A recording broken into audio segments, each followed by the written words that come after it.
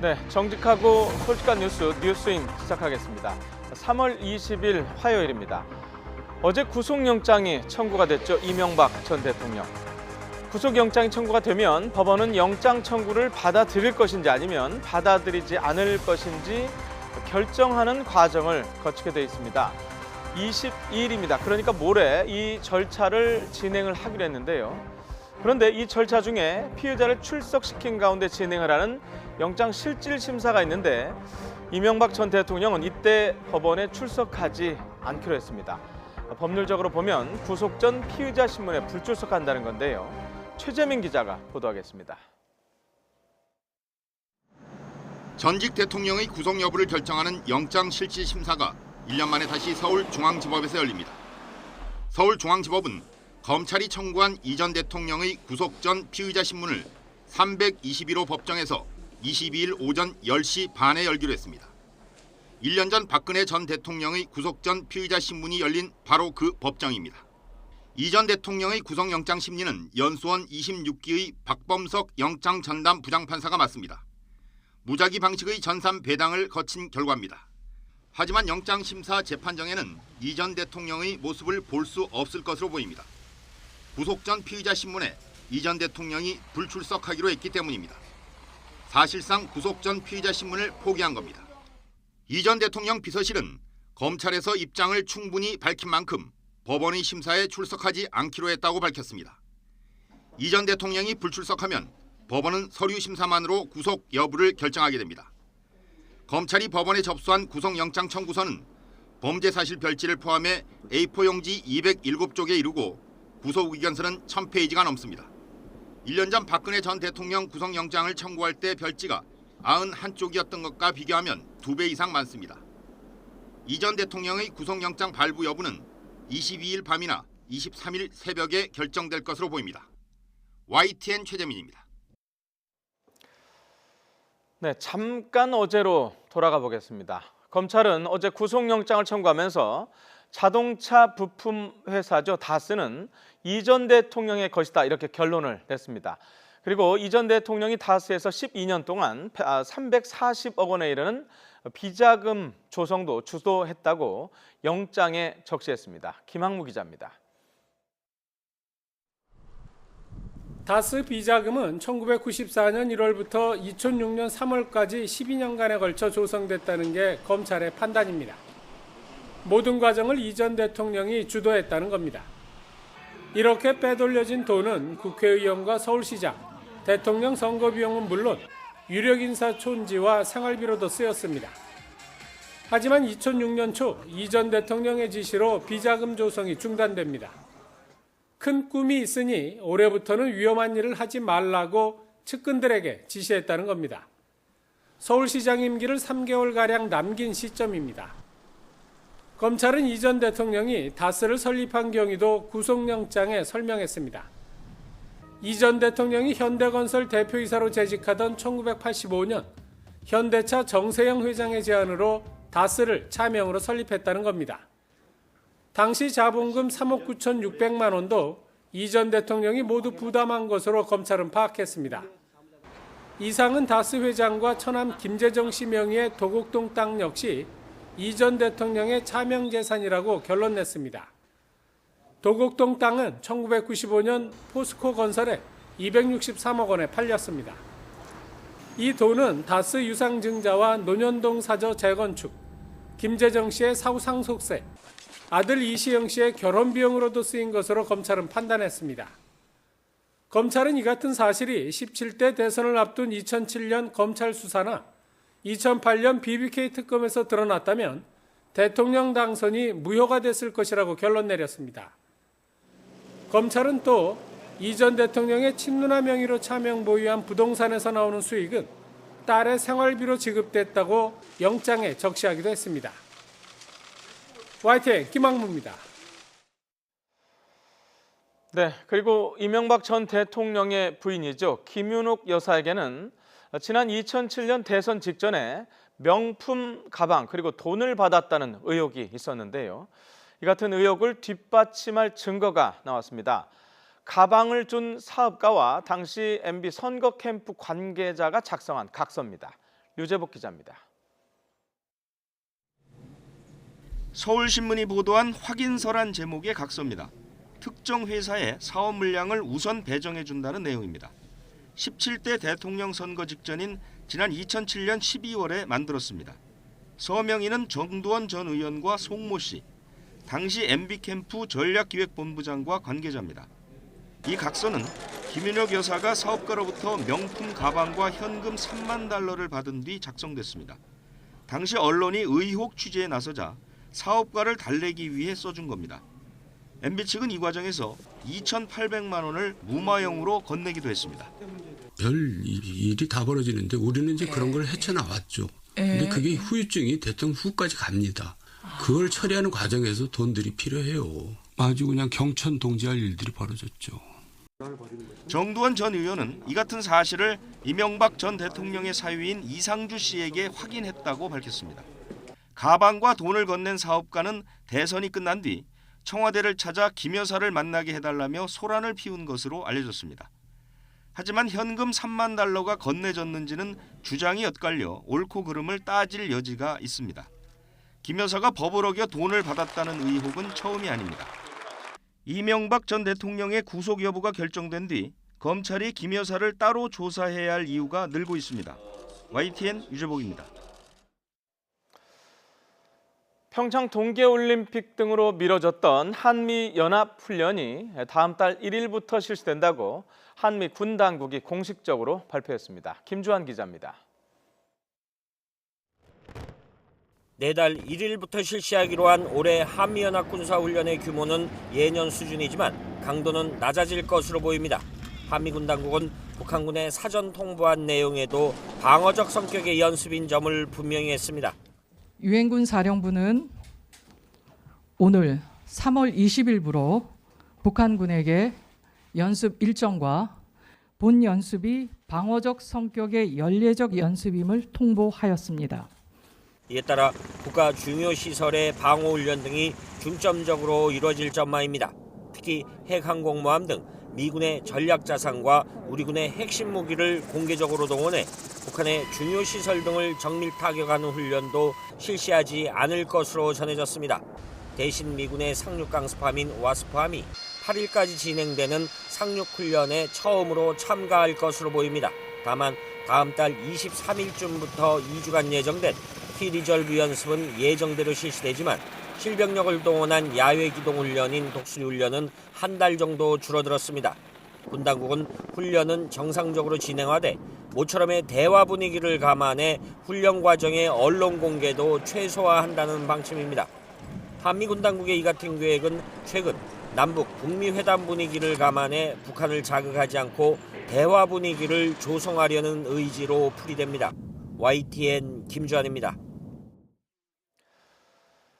남북한과 미국의 전현직 관리들 그리고 전문가들이 모여서 현안을 논의합니다. 말하자면 반관반민이라고도 하고요. 1.5 트랙 대화다 이렇게도 얘기하는데요. 이 대화가 핀란드에서 정부 주최 만찬을 시작으로 공식적인 일정에 들어갔습니다. 북한 측 인사들은 이 만찬 자리에서 우리 남측에 대해서 강한 믿음을 보인 것으로 전해졌습니다. 이종수 기자입니다. 핀란드 정부가 주최한 만찬은 철저한 보안 속에 헬싱키 시내 한 레스토랑에서 2시간 40분가량 진행됐습니다. 핀란드 정부는 남북미 1.5 트랙 대화 취지를 듣고서 회의 장소를 제공하는 등 흔쾌히 지원에 나섰습니다.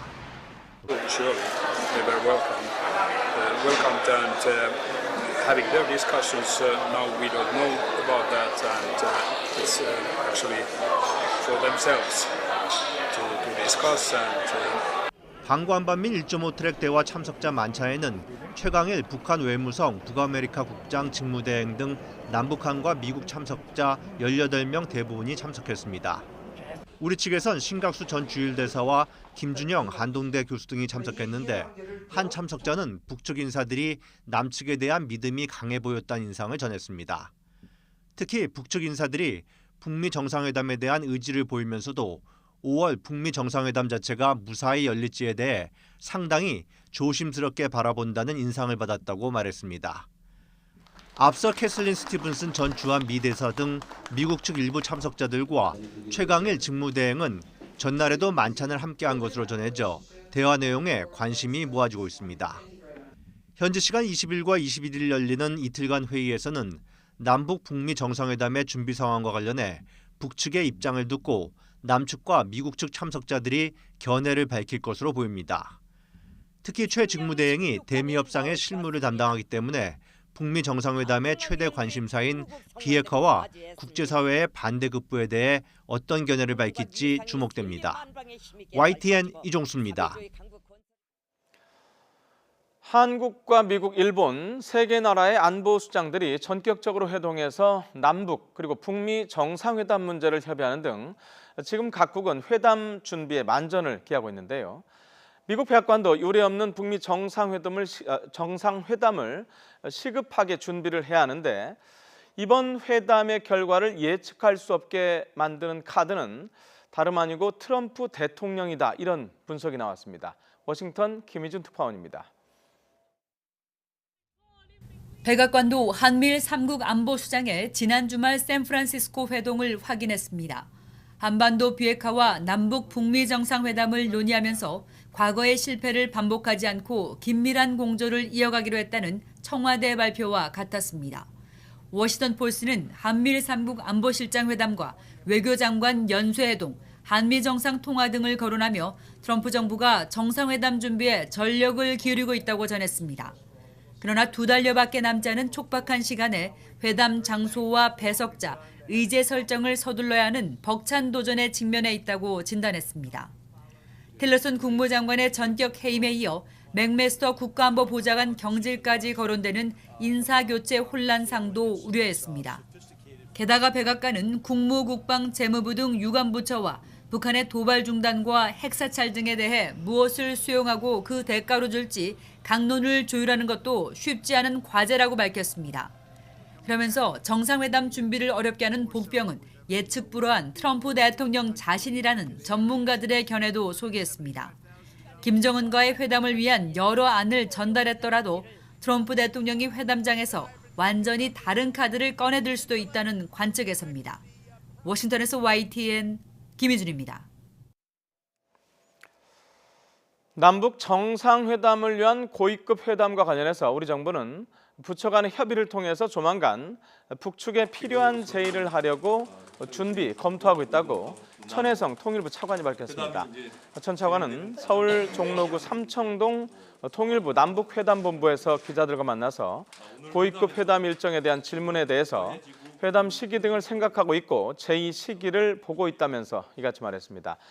천 차관은 남북 정상회담 의제 준비와 관련해서는 한반도 비핵화라든지 의제 준비는 외교 안보부처 중심으로 준비하고 있다면서 내부적으로 준비하는 것들은 부처 간 청와대 국가안보실과 협의 중이라고 덧붙였습니다.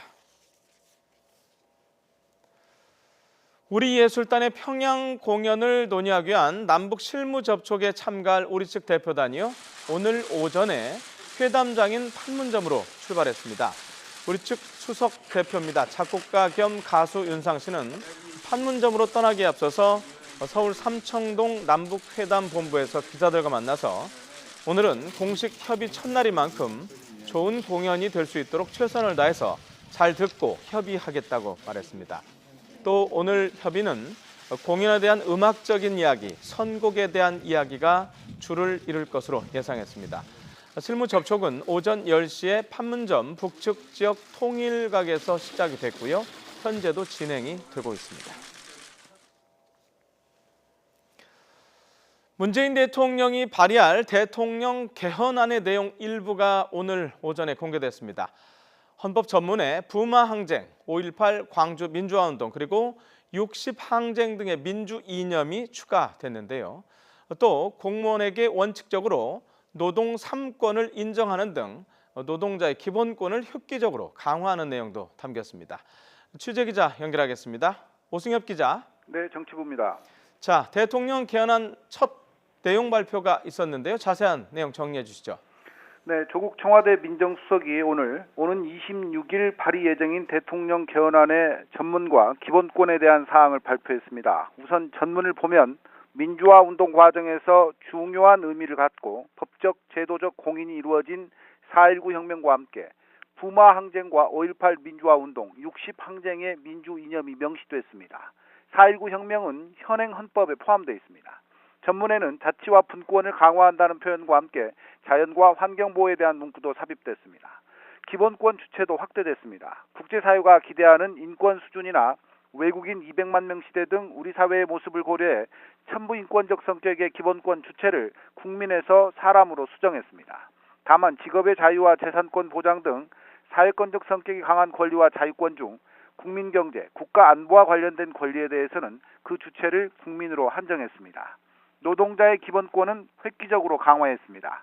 우선 일제와 군사 독재 때 사용자 관점에서 만들어진 근로라는 용어를 노동으로 수정하고 국가에 동일 가치 노동, 동일 수준 임금, 지급 노력 의무를 부과했습니다. 또 공무원에게 원칙적으로 노동 3권을 인정하고 현역 군인 등 일부만 이를 제한했습니다. 세월호 참사와 묻지마 살인 사건 등 각종 사고와 위험으로부터 우리 사회가 더 이상 안전하지 못한 만큼 헌법에 생명권을 명시하고 국민이 안전하게 살 권리를 천명했습니다. 이를 위해 국가의 재해 예방이나 위험으로부터 보호 의무를 규정했습니다. 개헌하는 이와 함께 헌정사상 처음으로 국민이 국회의원을 소환할 수 있도록 하는 규정과 국민이 직접 법률안을 발의할 수 있도록 하는 규정을 신설해 직접 민주제를 대폭 확대했습니다. 뜨거운 감자였던 검사의 영장 청구권 조항은 삭제됐습니다. 청와대는 내일은 지방분권과 국민주권, 모레는 정부 형태 등 헌법기관의 권한과 관련된 사항을 공개할 예정입니다. 지금까지 정치부에서 전해드렸습니다. 네, 관련 반응 보겠습니다. 자유한국당 홍준표 대표는 문재인 대통령의 개헌안 발의 방침과 관련해서 국회 표결에 들어가는 자기 소속 의원은 제명 처리하겠다 이렇게 밝혔습니다. 홍 대표는 서울 여의도 당사에서 열린 지방선거 총괄기획단 회의에서 만약에 여당이 문재인 대통령이 발의한 개헌안에 대해서 투표를 하자고 한다면 본회의를 거부할 것이라면서 이같이 말했습니다.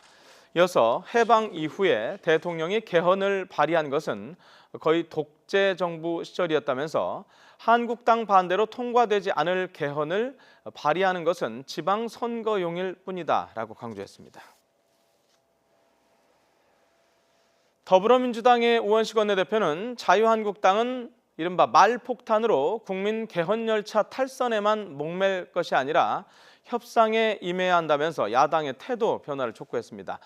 우원식 원내대표는 원내대책회의에서 청와대가 개헌안을 오는 26일 발의하겠다고 밝히면서 국회에서 여야 간의 합의를 최우선으로 존중하겠다는 문재인 대통령의 의지가 확인됐다면서 이같이 밝혔습니다. 우 원내대표는 이어서 한국당의 국회 총리 추천제 주장에 대해서도 국민이 선출하지도 않은 총리에게 국정을 맡기는 것은 국민 주권, 촛불 민심에도 정면으로 반하는 것이라고 비판했습니다. 바른미래당은 이명박 전 대통령에 대한 검찰의 구속영장 청구와 관련해서 제왕적 대통령제 폐단을 막기 위한 개헌이 시급하다고 강조했습니다. 권성주 대변인은 이 전 대통령의 혐의를 떠나서 우리 손으로 뽑은 대통령에게 잇따라 구속영장이 청구되는 현실이 안타깝기만 하다고 언급을 한 뒤에 전임 대통령의 비리와 부정부패는 개인의 문제만도 제도만의 문제도 아니라면서 이같이 밝혔습니다. 이어서 문재인 대통령이 집중된 권력과 지지율을 바탕으로 직접 개헌에 나선다면 오늘과 같은 불행한 역사는 끊이지 않게 될 것이라고 덧붙였습니다. 네, 바른미래당의 박주선 공동대표는 문재인 대통령의 개헌안 발의 계획과 관련해서 국회를 무시하는 제왕적 대통령의 모습이라면서 사실상 개헌을 거부하는 것이라고 주장했습니다. 박 대표는 최고위원회의에서 야당을 압박해서 지방선거에서 승리하겠다는 고도의 정치적인 판단이라는 의심을 하게 된다면서 이같이 말했습니다. 김동철 원내대표 역시 지방선거 때 국민투표를 하겠다는 약속을 뒤집고 반대만 일삼은 자유한국당의 책임이 크다면서도 개헌 추진의 가장 큰 장애는 청와대 직접 개입 그리고 이에 일방적으로 따르는 여당이라고 비판했습니다. 자신의 비서 등을 성폭행한 혐의를 받고 있죠. 안희정 전 충남지사가 검찰에 다시 출석해서 20시간 넘게 조사를 받고 오늘 오전에 귀가했습니다. 검찰은 구속영장을 청구할지를 검토하고 있습니다. 홍성혁 기자입니다. 성폭행 혐의로 고소당한 안희정 전 충남지사가 검찰 조사를 마치고 나왔습니다. 20시간 20분에 걸쳐 조사받은 안 전 지사는 혐의를 인정했는지를 묻는 취재진 질문에 말을 아꼈습니다. 성실히 조사에 임했습니다. 네, 그 말씀만 드리겠습니다. 지난 9일 검찰에 자진 출석했던 안 전 지사는 열흘 만에 정식 소환돼 강도 높은 조사를 받았습니다. 검찰 조사에 앞서 안 전 지사는 피해자에게 사과한다면서도 강제는 아니었다고 선을 그었습니다. 합의에 의한 관계였다고 생각했습니다. 하지만 고소인들께서 그런 것이 아니었다고 하십니다. 사과드립니다. 강요에 의한 관계가 아니라고 생각하는 만큼 법적으로 다퉈보겠다는 뜻을 내비친 것입니다. 검찰은 안 전 지사를 상대로 전 비서 김지은 씨와 연구소 직원 A씨가 낸 고소 사건의 구체적인 경위를 조사했습니다. 특히 고소인들이 안 전 지사가 업무상 지위를 악용해 성관계를 강요했다고 거듭 밝힌 만큼 이를 규명하는 데 수사에 초점을 맞췄습니다. 안 전 지사에 대한 2차례 조사와 고소인, 참고인 조사를 통해 사건의 실체를 파악한 검찰은 조만간 안 전 지사에 대해 구속영장 청구 등 신병 처리 방향을 결정할 방침입니다. YTN 홍성혁입니다. 울산 지역의 한 기초의원이 성추행 혐의로 경찰에 불구속 입건됐습니다.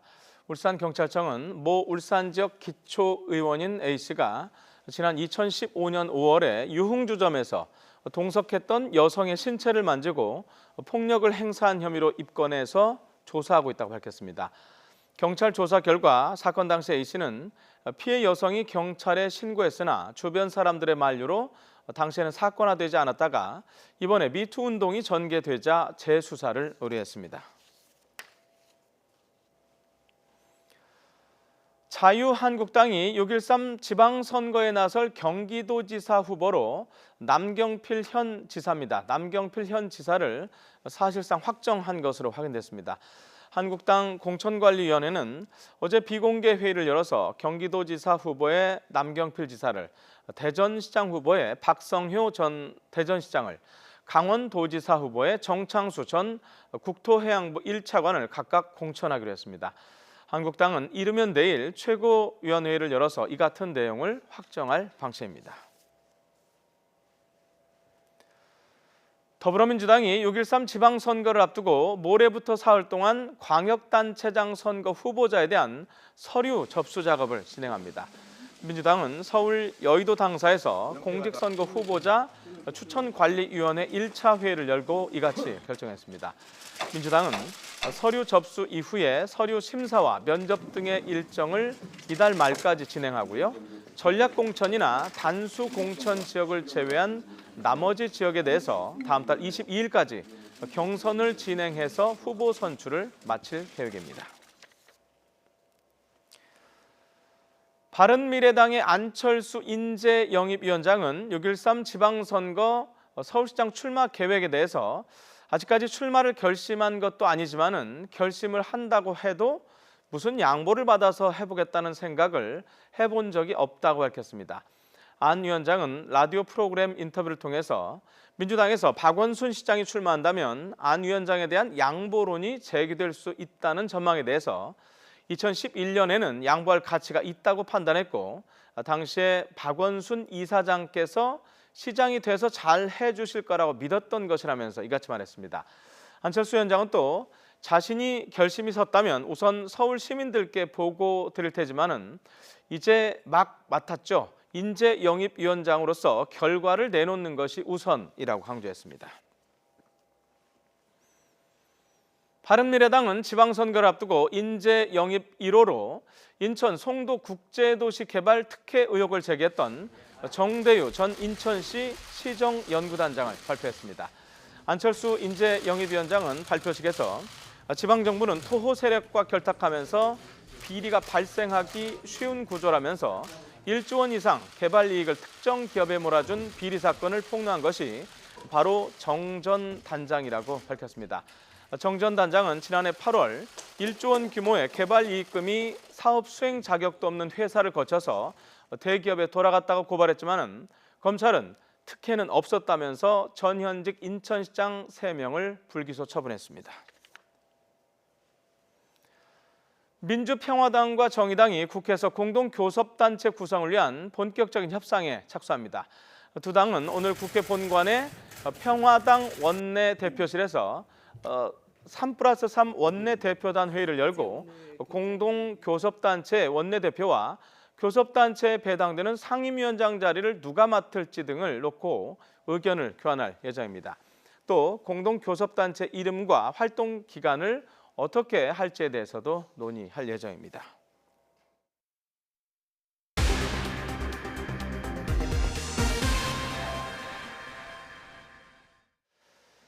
네, 외신 기사 좀 보겠습니다. 차량 공유 업체죠, 우버. 우버의 자율주행 차량에 사람이 치였습니다. 그래서 사람이 숨지는 사고가 미국에서 발생했는데요. 자율주행 차량에 의해서 보행자가 사망하기는 이번이 처음입니다. 자율주행차의 안전성에 대한 논란이 커질 것으로 보입니다. 김용석 기자입니다. 현지 시간으로 지난 18일 밤 10시쯤 미국 애리조나주 피닉스 인근 도시 템페에서 자율주행 모드로 운행하던 우버 차량이 교차로에서 보행자를 치었습니다. 이 보행자는 급히 병원으로 옮겨졌지만 숨졌습니다. 사고가 난 교차로는 모든 방향으로 여러 개의 차선이 있는 복잡한 교차로였습니다. A vehicle was traveling northbound on Mill Avenue, just south of Curry Road. The time this vehicle was traveling northbound, there was a pedestrian that was walking a bicycle from the west side of the road to the east side of the road. 우버는 피닉스와 템페에서 지난 몇 달 동안 자율주행차 시험 운행을 하고 있었습니다. 사고 차량에는 운전석에 앉은 시험 운전자 외에 다른 승객은 없었습니다. 미 연방교통안전위원회는 현지에 조사팀을 급파해 사고 원인을 조사 중이라고 말했습니다.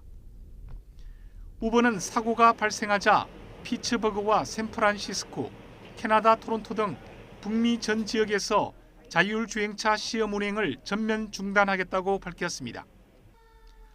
지난 2016년 테슬라의 자율주행차를 시험 운전하던 운전자가 숨진 적은 있지만 자율주행차에 치여 보행자가 숨진 것은 이번이 처음입니다. 이 때문에 그동안 끊이지 않았던 자율주행차의 안전성에 대한 논란이 이번 보행자 사망 사고로 다시 거세질 전망입니다. YTN 김용섭입니다. 미국에서 첫 번째 여성 CIA 국장이 내정됐다는 소식 전해드렸었는데요. 그런데 물고문 전력이 있다는 논란이 일었고요. 이제는 진실 공방으로 확산하고 있습니다. 뉴욕 김형수 특파원입니다. 트럼프 대통령은 지난주 미 중앙정보국 CIA의 첫 여성 국장으로 지나 헤스펠 부국장을 지명했습니다. 국무장관으로 지명된 폼페이오 국장의 후임으로 손색 없는 인물이라고 지켜세웠습니다. Gina, by the way, who I know very well, who I've worked very closely, will be the first woman director of the CIA. She's an outstanding person. 하지만 그녀가 과거 태국에서 물고문 등 가혹한 신문을 지휘했다는 의혹이 제기되자 공화당 의원들까지 반대하고 나섰습니다. 지난 2002년 태국 비밀 감옥에서 알카에다 조직원 2명에게 80여 차례 고문이 자행됐고 한 명은 시력까지 잃었는데 당시 책임자였다는 주장입니다. My opposition to her is over her direct participation in interrogation and her gleeful enjoyment at the suffering of someone being tortured. 그런데 최근 헤스펠이 당시 비밀 감옥의 책임자가 아니었다는 보도가 나오며 진실 공방 양상으로 번지고 있습니다. 관련 의혹을 처음 제기했던 프로퍼블리카 등 미국 언론들은 정정 보도와 함께 사과문을 실었습니다.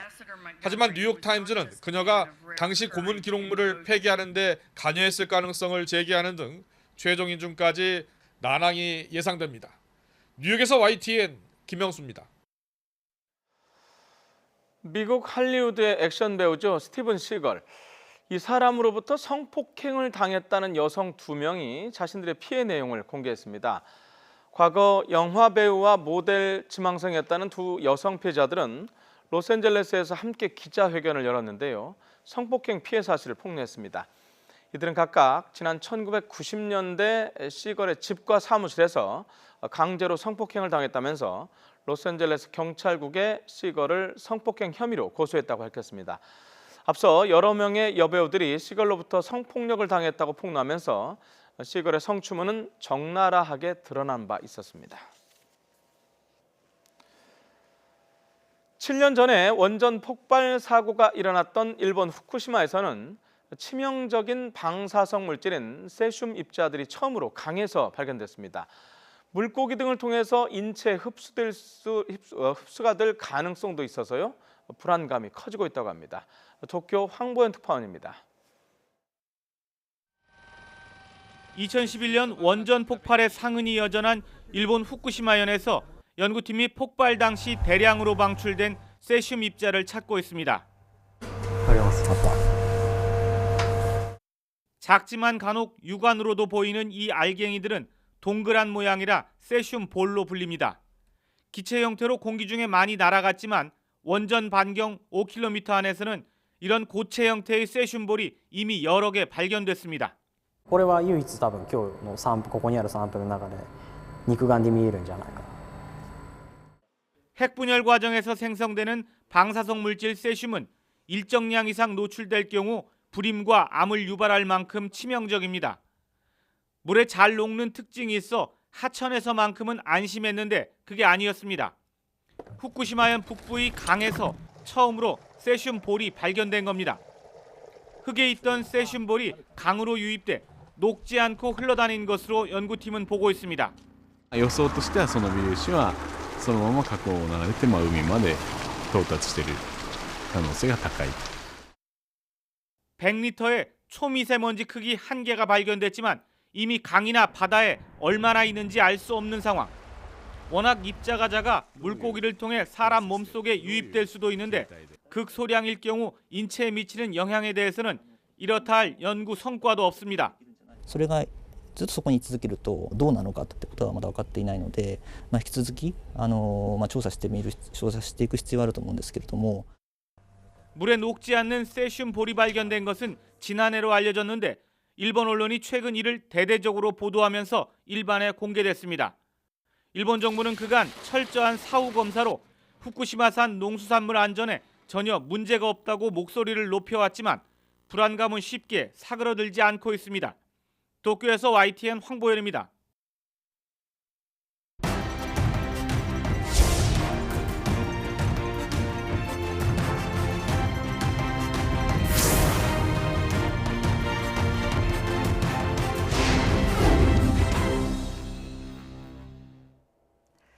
미국의 철강 관세 발효 시점이 임박한 가운데 김동연 경제부총리가 미국의 재무장관을 만나 한국에 대한 관세 면제를 요청했습니다. 미국 재무장관은 우리나라의 입장이 충분히 반영되도록 노력하겠다고 답변했습니다. 박성우 기자가 보도합니다.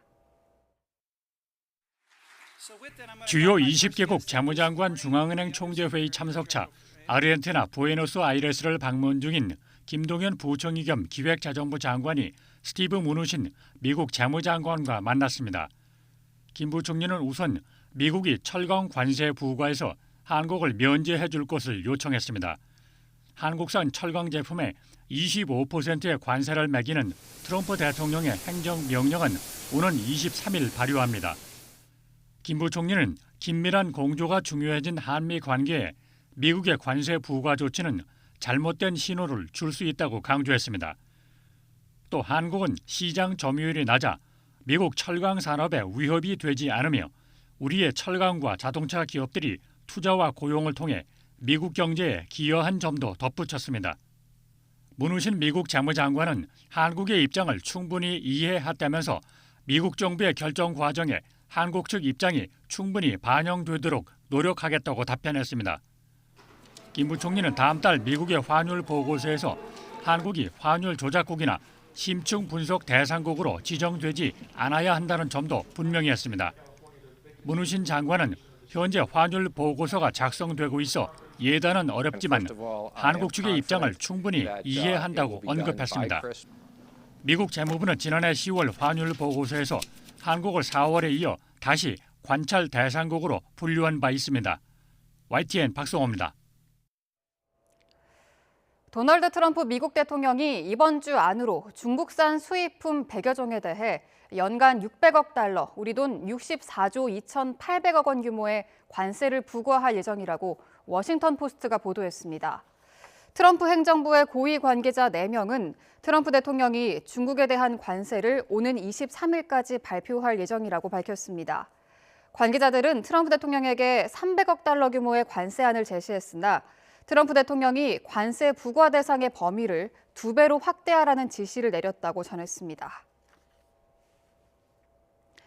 금호타이어는 오는 30일까지 노조가 자구안과 해외 매각에 동의하지 않으면 법정 관리가 유력한데요.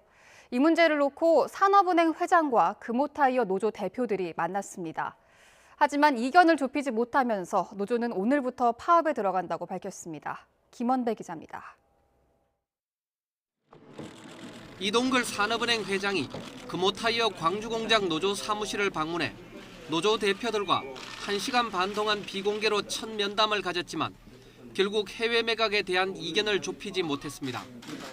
금호타이어 노조는 면담 후 산업은행과 조건 없는 대화를 계속하지만 해외 매각에 동의하며 대화를 진행하지는 않겠다는 뜻을 분명히 밝혔습니다.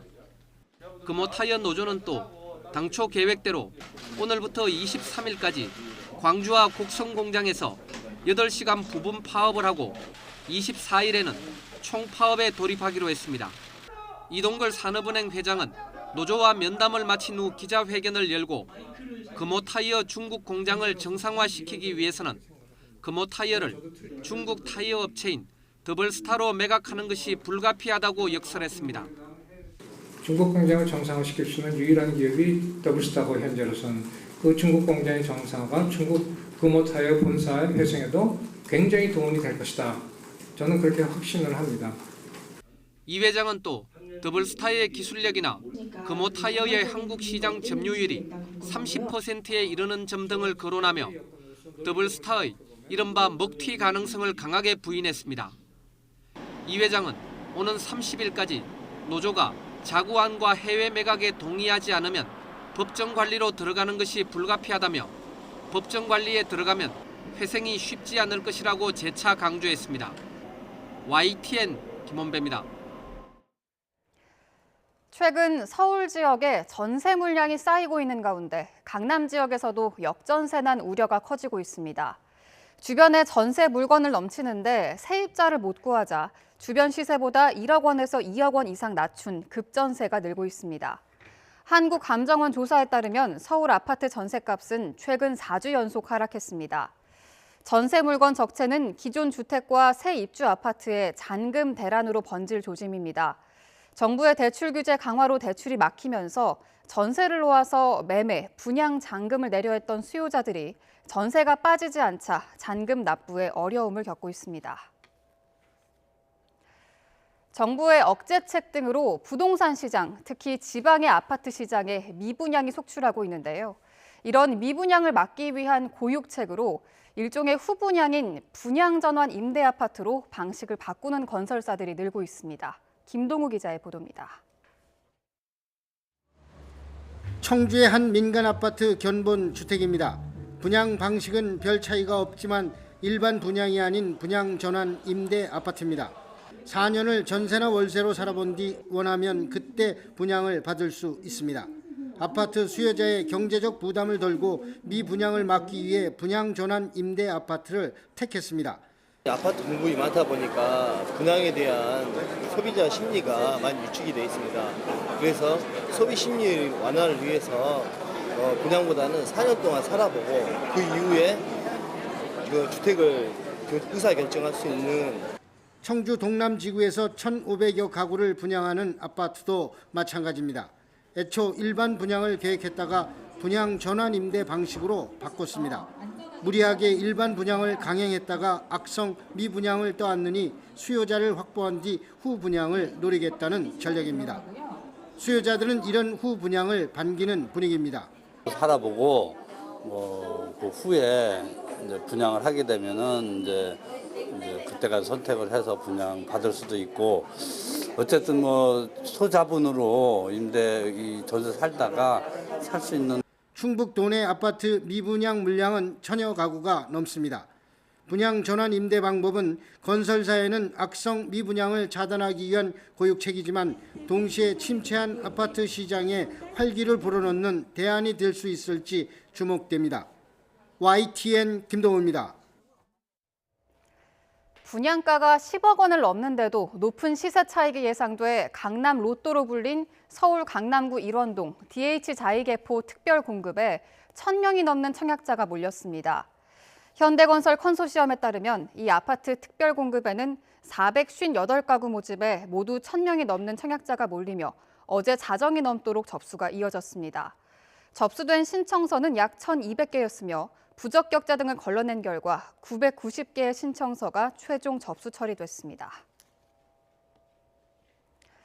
이낙연 국무총리는 물 산업은 현재도 이미 시장이 대단히 크고 앞으로도 성장 속도가 매우 빠를 것이라며 기업과 정부가 훨씬 더 대담한 각오로 뛰어들어야 한다고 강조했습니다. 이 총리는 브라질 수도 브라질리아에서 열린 제8차 세계 물포럼 개막식에서 연설을 한 뒤 엑스포 전시관의 한국관을 방문해 이같이 밝혔습니다. 이 총리는 브라질은 산업용수 처리, 하수 처리 시설이 충분하지 않고 아마존이나 이구아수처럼 수량이 많은 곳은 오염 문제로 고민하고 있다며 한국의 경험과 기술을 공유해 브라질의 고민을 덜 수 있으면 좋겠다고 말했습니다. 서울시가 고질적인 조직문화 병폐로 지적돼 온 업무량 과다 문제를 뿌리 뽑기 위해 금요일 밤 업무용 PC를 모두 꺼버리기로 했습니다. 서울시는 오는 30일 오후 8시부터 시청 신청사 본관과 서소문 별관의 모든 업무용 PC 전원을 강제로 끌 예정이라고 밝혔습니다. 시는 강제 PC 셧다운제를 다음 달 둘째, 넷째 주 금요일 오후 7시 30분, 5월부터는 매주 금요일 오후 7시로 점차 확대할 방침입니다. 시가 이처럼 파격적인 방안을 꺼내든 것은 매주 수요일과 금요일을 가정의 날로 정하고 강제 소등을 해 야근을 막았지만 예외를 신청해 밤늦게 일하는 사례가 끊이지 않았기 때문입니다. 고등어나 명태처럼 우리 식탁에 자주 오르는 생선의 가격에서 절반 이상은 유통비가 차지하는 것으로 나타났습니다. 유통비를 줄여서 소비자 가격을 낮추는 방안이 시급해 보입니다. 보도에 황선욱 기자입니다. 작년 12월 기준 서울 노량진 수산시장에서 팔린 고등어 1kg 소매 가격은 7,757원입니다. 이 가운데 고등어를 잡은 어민에게는 43.3%, 즉 3,356원이 돌아가고 유통비용이 56.7%를 차지했습니다. 해양수산부 조사 결과 명태와 오징어, 고등어, 갈치 등 가장 많이 팔리는 4가지 생선의 경우 소비자 가격에서 유통비가 차지하는 비중이 51.5%를 차지했습니다. 소비자 가격의 절반 이상이 유통비용인 셈인데 유통 과정이 여러 단계로 복잡하기 때문입니다. 연근해에서 잡힌 생선은 대부분 수협 입한장에 넘겨진 다음 냉동 가공업체, 도매시장, 대형 유통업체 등을 거쳐 소비자에게 판매됩니다. 유통 단계를 줄이거나 직거래할 경우 줄일 수 있는 유통 비용을 소비자가 고스란히 떠안게 된 셈입니다. 수산물은 손질과 포장, 신선도 유지에 비용이 많이 들기 때문에 통상 생산 원가보다 유통 비용이 높은 편입니다. 여기에 가정에서 수산물을 직접 손질해서 먹는 비율이 13%에 그치는 등 소비 경향이 바뀐 점도 유통비 증가 요인으로 꼽히고 있습니다. 해수부는 조사 결과를 바탕으로 수산물 유통비를 줄이는 방안을 추진하기로 했습니다. 우선 생산자가 산지에서 직접 가공 처리하는 산지 거점 유통센터를 현재 5곳에서 2021년까지 10곳으로 늘리기로 했습니다. 또 전체 위판장 10곳 중 20년 이상 된 3곳 등 노후시설의 위생과 품질을 개선하기로 했습니다. YTN 황순욱입니다. 조류 인플루엔자 AI로 대규모 매몰 처분이 이루어질 때면 어김없이 올랐던 계란값이 올해에는 하락세를 이어가고 있습니다. 한국농수산식품유통공사에 따르면 지난 19일 기준 계란 한 판의 가격은 평균 4,718원입니다. AI가 터진 작년 11월 5,800원대였던 계란값은 계속 떨어지다가 이달 초 5,100원을 기록한 데 이어 지난 8일부터는 4,000원대를 유지하고 있습니다. 어제 저녁 경찰에 신촌 세브란스 병원에 폭발물을 설치했다는 허위 협박 전화가 걸려와 경찰과 군이 출동하고 환자들이 대피를 준비하는 소동이 벌어졌습니다. 전화가 걸려온 직후 폭발물 처리반과 탐지견 등 경찰 특공대 요원들이 현장에 출동해 중환자실 등 입원 병동들을 수색했지만 폭발물이나 의심 물체는 발견되지 않았습니다. 수사에 나선 경찰은 밤 11시 반쯤 서울 마포구의 한 숙박업소에서 폭발물 설치 협박 전화를 한 혐의로 30대 남성 A씨를 긴급 체포했습니다. A씨는 술에 취한 채 112에 협박 전화를 건 것으로 파악됐습니다. 청주 흥덕경찰서는 버스터미널 이용객들에게 허리띠를 휘둘러 다치게 한 혐의로 69살 A씨를 긴급 체포했습니다. A씨는 오늘 오전 6시 반쯤 청주 고속버스터미널 대합실에서 가죽 재질의 허리띠를 수차례 휘둘러 38살 B씨 등 2명을 다치게 한 혐의를 받고 있습니다. 머리 등을 다친 B씨 등은 A씨와 일면식도 없는 사이인 것으로 전해졌습니다. 어젯밤 9시 20분쯤 서울 성북구 보문동에서 다가구 주택 2채의 담벼락이 무너져 주민들이 대피했습니다. 구청과 소방당국은 두 주택 바로 옆에 있는 재건축 공사 현장에서 바닥 기초 콘크리트 작업을 한 뒤 공사장 쪽으로 담벼락이 허물어졌다고 설명했습니다. 구청은 추가 붕괴 가능성에 대비해 두 주택에 거주하는 주민 17명을 인근의 숙박업소로 대피시키고 사고 경위를 조사하고 있습니다. 오늘 새벽 0시 반쯤 경기도 화성시 양감면의 한 플라스틱 제품 제조 공장에서 불이 나 1시간 40분 만에 꺼졌습니다. 이 불로 공장 4개 동 가운데 2개 동이 모두 불에 타고 다른 1개 동 190여 제곱미터가 불에 탔습니다. 경찰과 소방당국은 정확한 피해 규모와 화재 원인을 조사하고 있습니다. 선진국보다 느슨하다는 지적을 받아온 초미세먼지 기준이 강화됩니다. 환경부는 이달 27일부터 초미세먼지 환경기준과 예보기준을 하루 평균 50mg에서 35mg으로 연평균은 25mg에서 15mg으로 강화한다고 밝혔습니다. 이는 미국, 일본과 같은 수준이며 세계보건기구 WHO의 권고 기준에 근접하는 수치입니다. 또 7월 1일부터는 초미세먼지 주의보의 기준도 현행 90에서 75mg으로 경보는 180에서 150mg으로 강화됩니다. 환경부는 새로운 기준을 지난해 측정값에 적용할 경우 초미세먼지 나쁨일수가 12일에서 57일로 무려 45일이나 늘어난다고 밝혔습니다.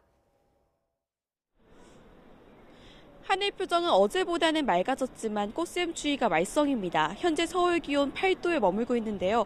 여기에 봄바람이 강하게 불면서 체감 온도는 5도 안팎을 보이고 있습니다. 밤사이에는 기온이 더 떨어지겠습니다. 절기상 춘분인 내일은 서울 아침 기온이 1도까지 떨어지겠고 전국에 비나 눈이 내리겠습니다. 현재 전국적으로 구름 많은 모습입니다. 밤부터는 경남과 전남 지역부터 비가 내리기 시작하겠는데요. 비는 일부 눈으로 바뀌면서 내일은 서울과 경기 북부를 제외한 전국으로 확대하겠습니다. 예상되는 비의 양은 강원 영동과 영남, 제주의 최고 40mm로 가장 많고요. 그 밖의 지역에는 5에서 20mm의 비가 내리겠습니다. 기온이 낮은 강원 산간과 경북 북동 산간, 남부 내륙에는 많은 눈이 예상되면서 대설 예비특보가 내려졌는데요. 산간에는 최고 20cm의 폭설이 내리겠고 그 밖의 남부 내륙에도 최고 10cm의 많은 눈이 내리겠습니다. 내일은 오늘보다 기온이 더 떨어지면서 무척 쌀쌀하겠습니다. 내일 아침 기온 서울 1도, 대구와 광주 2도, 부산은 3도로 오늘보다 2도에서 5도가량 낮겠고요. 낮 기온 서울 7도, 대구 3도, 광주 4도로 오늘보다 2도에서 7도가량 낮겠습니다. 꽃샘추위는 금요일 아침까지 이어진 뒤 점차 풀리겠습니다. 주말부터는 다시 맑고 포근한 봄 날씨가 찾아오겠습니다. 해안가와 섬 지역에는 강풍특보가, 대부분 해상에는 풍랑특보가 내려져 있습니다. 시설물 피해와 안전사고 없도록 각별히 주의하시기 바랍니다. 지금까지 청계천에서 YTN 권혜인입니다.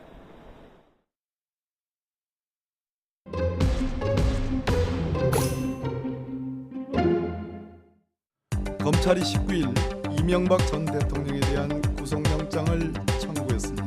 이 전 대통령은 대통령이라는 지위를 철저하게 개인의 사리 사욕을 채우기 위해 사용했습니다. 이명박 전 대통령의 임기 전체가 범죄와 비리로 점철됐다 해도 과언이 아닙니다. 비리 혐의로 가득 찬 것만으로도 모자라 책임 떠넘기기에만 급급한 대통령을 가졌던 우리 국민이 가엾습니다. 집권 10개월 동안 청와대가 검경 충견들을 풀어 벌인 짓이라고는 선거 개입과 정치보복 그리고 보수 말살 공작뿐입니다. 전 대통령 본인도 모자라 부인과 자녀와 사위 그리고 형제까지 감옥에 집어넣으려는 작태는 삼족을 멸하던 조선시대 옥사의 현대판입니다. 권력 남용은 반드시 부메랑으로 돌아간다는 것을 빨리 깨닫고 자중하길 바랍니다. 이 전 대통령이 저지른 범죄는 이루 헤아릴 수 없을 정도입니다. 불법과 비리와 부패와 위선의 백과사전 앞에서 국민들은 참담함을 넘어 격앙과 분노를 멈출 수 없습니다. 이렇게 되면 대통령직을 수행하다가 부정과 비리를 저지른 것이 아니라 아예 처음부터 부정과 비리를 저지르기 위해서 대통령이 된 것은 아닌가 생각될 정도입니다.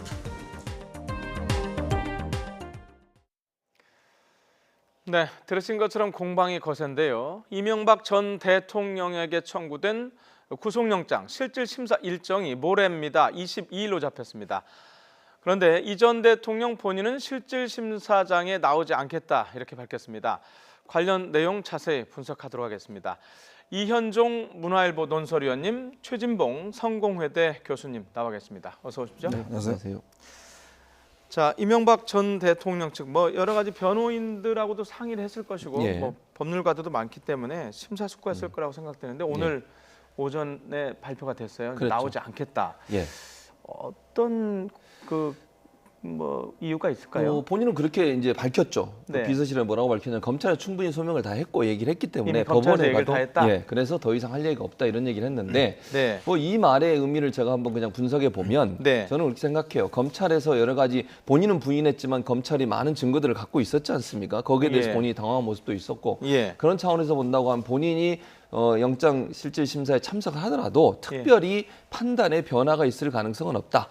그게 구속영장이 발부가 될지 안 될지는 모르겠습니다만 지금의 상황에서 검찰에서 이미 다 본인은 무죄하다고 죄가 없다고 관련 없다고 얘기를 했기 때문에 그 이상의 말을 하는 것을 의미가 없다고 본 것 같고요. 대신 이제 변호인단은 참석을 하기로 했습니다. 그래서 아마 이명박 전 대통령이 참석을 안 하지만 변호인단이 법률적으로 재판부에 무죄함을 계속 강조하고 증명하려고 노력을 할 것입니다만 제가 볼 때 이명박 전 대통령이 또다시 저렇게 포토라인에서 사람들에게 보여지는 모습에 대한 부담감도 있었을 것이고 또 본인이 참석한다고 해서 특별히 재판부의 결과에 영향을 미칠 요소가 없다고 판단했기 때문에 본인 대신 변호인단을 출석시키는 것으로 가름하려고 하는 게 아닌가 이런 생각이 듭니다. 네, 저 이현종 의원님 제가 취재를 했을 때 어제 같은 경우는 가지 않겠다는 내부 분위기가 있었는데 오늘은 또 가지 않겠느냐 그랬는데 결론은 안 가겠다고 발표가 나왔어요. 이게 내부적으로 상당히 고민이 많았겠죠? 일단 이제 내부에서도 좀 논쟁이 있었던 것 같습니다. 왜냐하면 이 구속영장 실질심사를 참석하는 것 같은 경우에 일단 전직 대통령이기 때문에 법치를 어떤 중요시한다, 따른다. 법의 절차죠. 그렇죠. 이런 입장에서는 충분히 나가서 소명을 해야 된다라는 쪽에 이제 이야기가 있었고 지금 전반적인 혐의 자체, 이 내용 자체가 결국은 본인이 정치 보복이라는 프레임을 설정했지 않습니까? 그렇기 때문에 굳이 지금 법원에 나가더라도 본인이 소명할 것이 굳이 없다. 또 하더라도 이것이 정치 보복이라는 얘기 말밖에는 없다는 거죠. 거죠. 뒤집어질 가능성이 없기 때문에 이제 나가지 않겠다는 것인데 사실은 이제 지금 이 구속영장 실질심사는 이명박 전 대통령이 혐의가 있느냐 없느냐 이걸 따지는 게 아니라 구속의 필요성이 있느냐 없느냐만 따지는 겁니다. 사실은 이제 본안은 재판정에 가서 따질 것이고 그건 뭐냐면 예를 들어서 도주 우려가 있는지 아니면 증거인멸의 우려가 있는 것인지. 근데 이명박 전 대통령은 도주 우려는 일단 없지 않습니까? 그렇지만 중요한 것은 증거인멸의 우려가 있다는 것이거든요. 증거인멸이라는 것은 일단 검찰이 제기한 혐의에 대해서 본인이 지금 거의 다 부인을 했습니다. 사실이 아니라고 부인을 했습니다. 자, 그러면 관련된 종범들은 이미 다 구속이 돼 있어요. 관련자는 또 구속이 안 된 분도 계시고 자, 그렇기 때문에 예를 들어서 법원에서 판단할 때는 만약에 구속이 안 된 상태에서는 증거인멸할 수 있는 가능성이 있다라고 판단만 서면 법원은 일단 영장을 발부를 하겠죠. 자, 그런 상황이기 때문에 그러니까 지금 이 영장 실질 심사는 일단 이 구속의 필요성 이걸 따지는 것인데 문제는 이명박 전 대통령이 일단 본인이 혐의를 부인했기 때문에 상당히 불리한 상황입니다. 자, 이 전 대통령은 앞서서 말씀하신 대로 검찰 수사를 정치 보복이다 이렇게 규정하는 등 불만을 내비쳤었는데요. 우선 이 전 대통령의 목소리를 통해서 일단 들어보고 얘기 계속하겠습니다. 적폐청산이라는 이름으로 진행되고 있는 검찰 수사에 대하여 많은 국민들이 보수를 괴멸시키고 또한 이를 위한 정치 공작이자 노무현 대통령의 죽음에 대한 정치 보복이라고 보고 있습니다. 전직 대통령으로서 물론 하고 싶은 이야기도 많습니다만은 말을 아껴야 한다고 스스로 다짐하고 있습니다. 다만 바라건대 역사에서 이번 일로 마지막이 되었으면 합니다. 네, 들으신 것처럼 정치 보복이다. 내가 역사에서 이와 관련해서 마지막 대통령이었으면 한다는 이 말 속에 이미 검찰 수사에 대한 강한 불만이 이미 예전부터 있어 왔지 않습니까? 그렇죠. 정치 보복이라고 주장을 하고 계시는데 저는 국민들이 과연 그렇게 볼까 이런 생각이 듭니다. 왜냐면요. 실제 지금 이명박 전 대통령 관련해서 나온 여러 가지 혐의들을 보면 개인 비리예요 다. 돈 누구한테 돈 받았거나 아니면 다스를 본인이 소유하면서 다스를 관련해서 이익을 주기 위해서 여러 가지 형태의 불법적인 행위들을 한 거 아니겠습니까? 그런 내용이 과연 무슨 보수 괴멸과 무슨 연관성이 있는지 모르겠어요. 저분이 주장하시는 지금 보수 괴멸이라고 얘기하고 뭐 보수에 대한 억압이라고 얘기하시는데 지금 수사 내용 나오는 여러 가지 그 혐의들을 보면 일반적으로 정치적인 문제는 거의 없어요. 통치행위와 관련된 그런 개념은 아니다는 그런 거죠? 개념은 없다고 보는 거죠. 저는. 왜냐하면 보세요. 이게 다스가 누구 거냐 하는 것부터 시작되는 거 아니겠습니까? BBK 관련해서 그렇고 이건 순순히 개인이 갖고 있는 어떤 경제적 이익을 위한 그걸 이익을 확대하기 위한 여러 가지 형태의 범죄 행위지 이거 자체가 무슨 정치적으로 억압을 하고 또는 뭐 보수 전체에 대한 이데올로기적 싸움에서 희생양이 됐고 이런 얘기를 하는 것은 저는 맞지 않다고 보고요. 국민들이 과연 지금의 혐의를 봤을 때 그렇게 생각할 수 있을까 하는 생각이 들어서 의문이 듭니다. 왜냐하면 뇌물, 횡령, 조세포탈, 국고손실 이것도 전부 다 본인이 운영하고 있는 실제 소유주라고 얘기하고 있는 기업에 관련된 거 아니겠습니까? 그런 차원에서 본다고 하면 이런 비리들이 나온 것에 대해서 이걸 좀 넘어서기 위한 방법으로 보수 괴멸이나 아니면 뭐 정치적 탄압이라고 하는 것을 프레임으로 몰고 가려고 하지만 제가 볼 때는 이걸 그 국민들로부터 거기에 대해서 동의를 얻어내기는 상당히 어려운 상황이 아닌가 이런 생각이 듭니다. 국민들도 그렇고 이제 재판부에 동의를 얻어내야 되는데 자 구체적으로 이제 영장 실질 심사, 그러니까 구속이 되느냐 마느냐 그 과정을 조금 자세히 좀 들여다보겠습니다.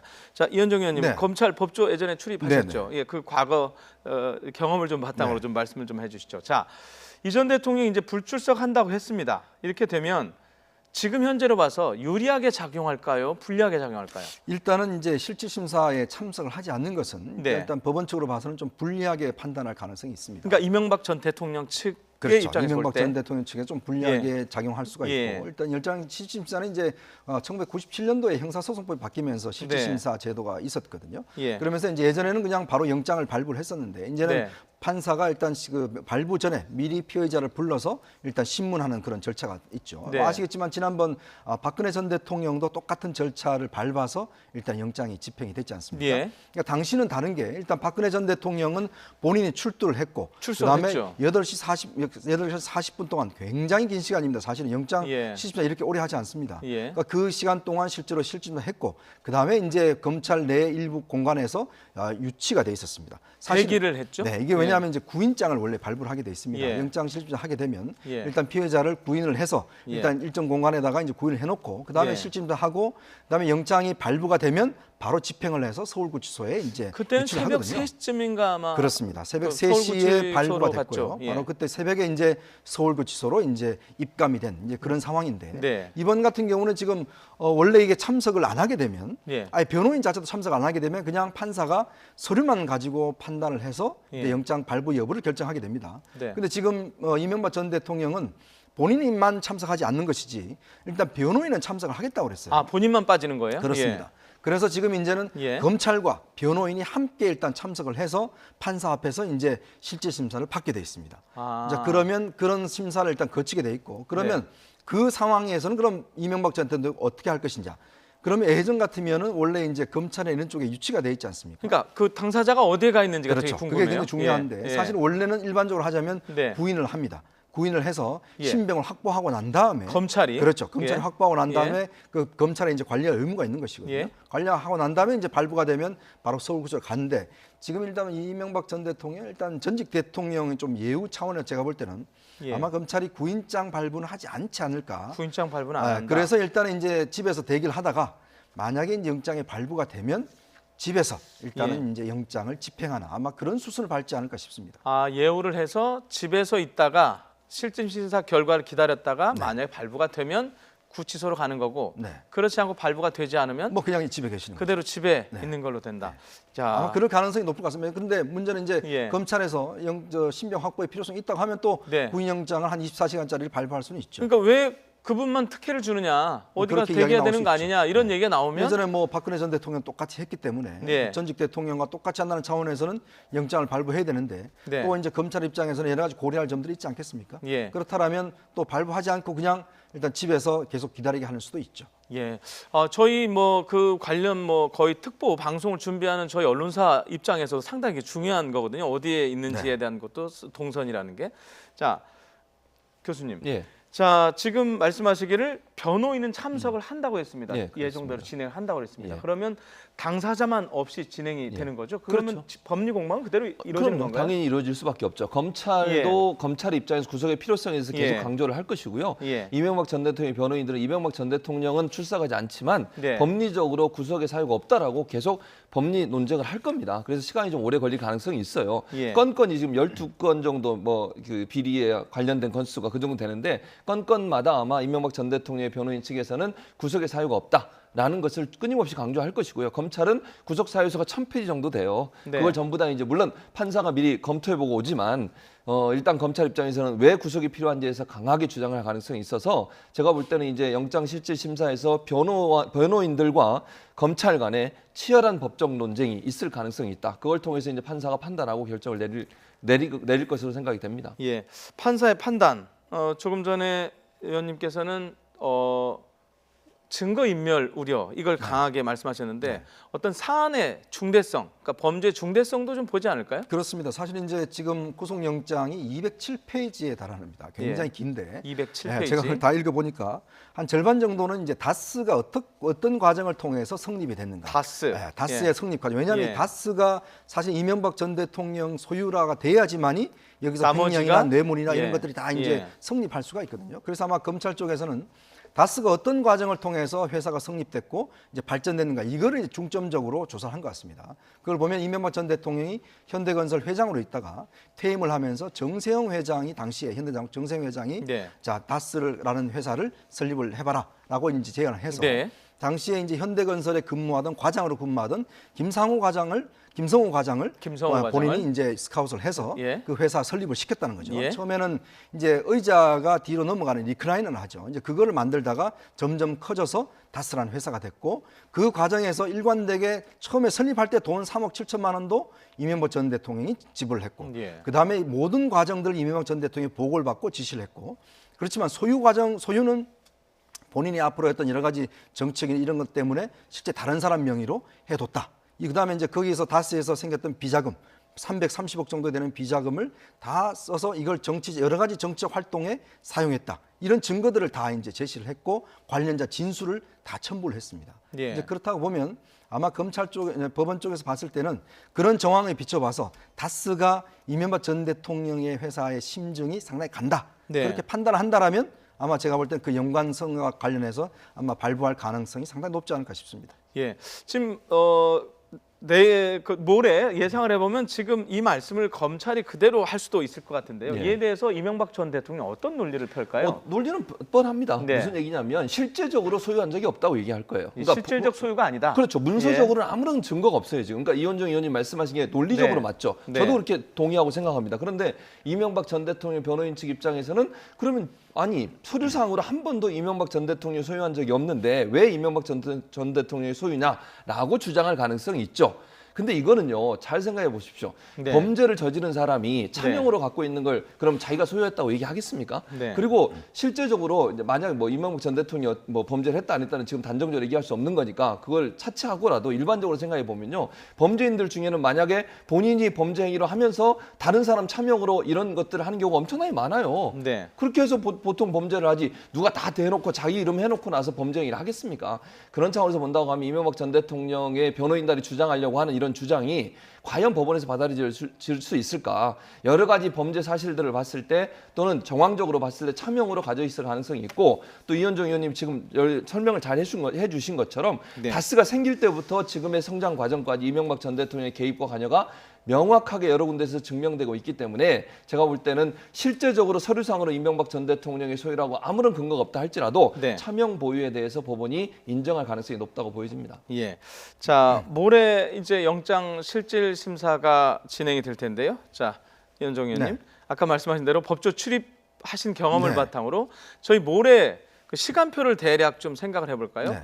10시 반에 시작을 하죠. 그렇게 되면 이 뭐 박근혜 전 대통령과 비교를 해서 좀 뭐 새벽까지 어떻게 진행이 될지 좀 대체적으로 일단 시간표를 지금 이제 원래 이재용 삼성전자 부회장이라든지 예. 박근혜 전 대통령 같은 경우 굉장히 오랜 시간 동안 진행이 됐고, 사실 예. 영장 실질 심사는 보통 뭐 한 3-4시간 안에 다 끝납니다. 보통 그렇게 하죠. 끝나고 이제 뭐 점심이나 뭐 휴식 시간이 없는 상황에서 예. 끝나거든요. 근데 이제 전례로 비춰본다라면 예전에는 이렇게 점심 시간이나 휴식 시간이 주어졌죠. 예. 근데 지금 이번에 실질 심사는 본인들이 참석하지 않지 않습니까? 예. 즉 피해자 당사자가 참석하지 않고 예. 변호인들이 참석하기 때문에 예. 그와 관련해서 그렇게 신문이 그렇게 길지는 않을 것 같습니다. 각 예. 사안마다 딱딱 짚을 것만 짚고 검찰이 주장할 거, 이제 변호인 측의 주장 예. 이런 거에 대해서 이제 옛날 같은 경우는 이제 직접 본인이 판사가 직접 피해자를 물어보기도 하고 하거든요. 예. 근데 이번 같은 경우는 피해자가 없기 때문에 예. 일단은 그런 상황만 판사가 판단을 할 것이고, 예. 또 지금 이미 이제 구속영장 청구서와 그다음에 기본 자료 한 1000페이지 되는 자료는 이미 판사한테 넘어가 있습니다. 그렇죠. 한참 전에 넘어갔겠죠. 예, 영장 전담 판사가 아마 예. 그걸 이제 지금도 계속 이제 검토를 하고 있을 텐데 이미 이제 머릿속에는 틀이 짜여져 있을 겁니다. 그 네. 속에서 이제 의문점들, 예. 궁금증들 이런 것들을 현장에서 확인하는 묻게 것인데, 되는 거겠죠. 근데 그거는 이제 본인의 주장 같으면 상당히 치밀하게 물어볼 수가 있는데 네. 변호인들의 주장은 사실 이미 준비된 주장이거든요. 예. 그렇기 때문에 제가 볼 때는 아마 그렇게 오랜 시간은 진행되지 않지 않을까. 그렇다면 예. 근데 이제 판단은 아마 좀 신중히 할 것 같습니다. 만약에 자, 저 심사 판사가- 자체는 좀 빨리 끝날 것 같고 네. 판단은 오래 걸릴 것 같다는 거죠. 그러면 그렇게 된다면 예. 보통 이제 우리가 중요 인사들의 영장 발부가 주로 새벽 한 3시, 4시 때 발부가 됐거든요. 박근혜 예. 전 대통령도 새벽 3시쯤이었고요. 3시에 됐고 예. 이재용 부회장도 마찬가지고. 예. 그렇다면 아마 이제 법원 입장에서는 최대한도로 모든 문제를 일단은 좀 심사숙고한다. 그리고 예. 사실 이게 전직 대통령에 대한 판단이기 때문에 판사 입장에서 영장 전담 판사 입장에서도 상당히 신중할 밖에 없고, 지금 이번에 영장 전담 판사 같은 경우는 이제 처음으로 이제 영장 전담 판사가 되셨거든요. 부장 네. 판사인데 예. 지난번 신현희 구청장 사건도 이제 영장을 발부를 했고. 아, 그걸 담당했던 네, 판사입니까? 그렇습니다. 예. 그런 분이기 때문에 일단 법조 경력도 많으시고 하기 때문에 예. 아마 충분히 어떤 고려를 해서 일단 된다면 23일 오전 중에 제가 볼 때 23일 오전이라면 새벽 새벽 말씀하시는 시간대에 거죠? 아마 결론이 내려지지 않을까 예상을 해봅니다. 자, 23일 오전 긴 시간이 될 것 같은데요. 자, 검찰이 어제 영장을 청구하면서 보니까 좀 특이한 뇌물 혐의가 하나 있었습니다. 불교 교육기관인데요. 능인선원, 이게 서울 강남에 있는 맞습니다. 교육기관인 걸로 알고 있는데 예. 여기 주지 스님으로부터 3억 원대 뇌물을 받은 정황이 드러났다는 사실을 적시했어요. 이게 그렇습니다. 어떤 사건인지 좀 설명을 해주시겠습니까? 이게 주지 스님이 인터뷰를 통해서 밝힌 내용이에요. 네. 본인이 돈을 줬다고 얘기를 하고 있고요. 예.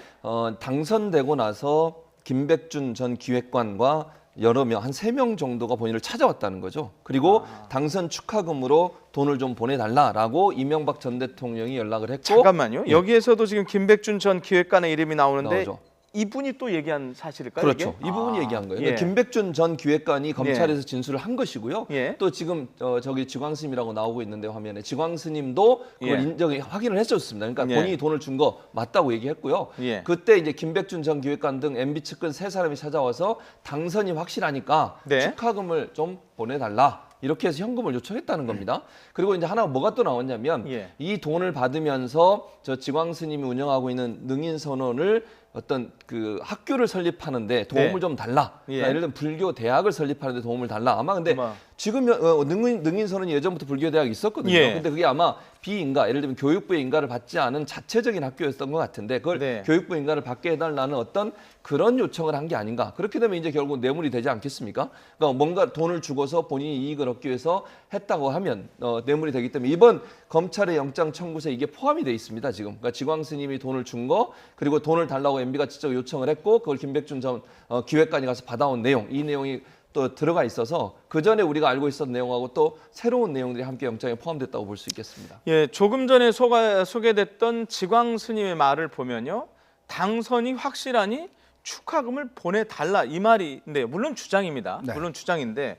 자, 당시 선거가 이렇게 당선이 확실하니 축하금을 보내달라 할 정도로 일방적인 게임이었었습니까? 그렇죠. 당시에 이제 정동영 후보가 이제 나왔었고 사상 최대 표차로 500만 표 이상 표차로 사실은 났지 않습니까? 일방 게임이 맞네요. 그렇죠. 당시에 뭐 여론조사나 이런 걸 통해서 보면 이명박 전 대통령의 당선이 거의 확정적이었기 때문에 아마 이제 이런 요구들을 좀 있었던 것 같아요. 지금 보면 일단은 지광 스님 측은 먼저 이명박 전 대통령 측에서 요구를 했다. 주장입니다. 지금은 그렇게 이제 이야기를 하고 있는 반면에 일단 이 사안 자체는 이제 뭐 좀 더 이제 조사가 돼봐야 되겠지만 이건 대가성이 일단 있어 보이거든요. 그러니까 예를 들어서 뭐 청탁이 앞으로 뭐 불교 대학이나 이런 걸 해주겠다는 대가성이 보이기 때문에 이 대가성 있는 뇌물은요, 이게 3억 이상 되면 상당히 이게 중형입니다. 그러니까 다른 혐의를 제쳐놓고라도 이것만으로도 상당히 좀 중형을 할 수가 있기 때문에 이번에 보면 한 18가지 혐의가 중에 있지 않습니까? 이게 맞다 그러면 정확하게 돈의 액수도 크고 대가성까지 하면 정확한 뇌물이 맞게 되는 이건 거죠. 또 특히 이제 김백준 전 비서관 기획관 측근이 이제 이미 시인한 상황이기 때문에 상당히 이명박 전 대통령도 이게 뭐 자기는 모른다라고 이야기를 이제 부인하고 있는데 뭐 상당히 좀 법정에서 좀 다툼의 여지가 있는 것 같습니다.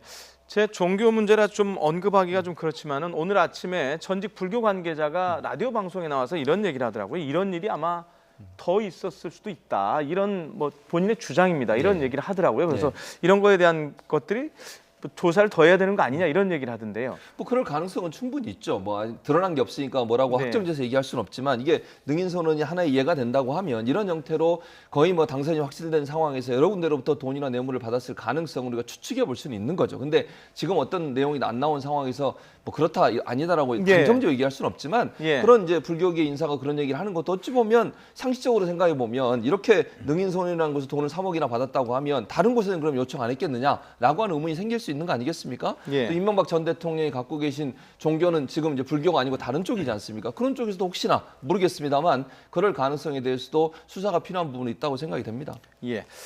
자, 그리고 김윤옥 여사 관련한 의혹도 지금 오늘 아침 언론 보도를 보면 새로운 국면을 맞은 것 같아요. 무슨 각서가 등장했습니다. 네, 이게 사실은 이제 정두원 전 의원이 얼마 전에 예고했던 사안입니다. 이게 지금 이게 만약에 터지면 엄청난 문제가 될 것이다라고 했는데 사실 이때가 이제 이명박 전 대통령의 후보 시절에 사실 김윤옥 여사가 그러니까 뉴욕에서 사업하는 분한테 이 아주 고가의 가방, 즉 한 개에 뭐 3천만 원 정도 한다는 가방 같아요.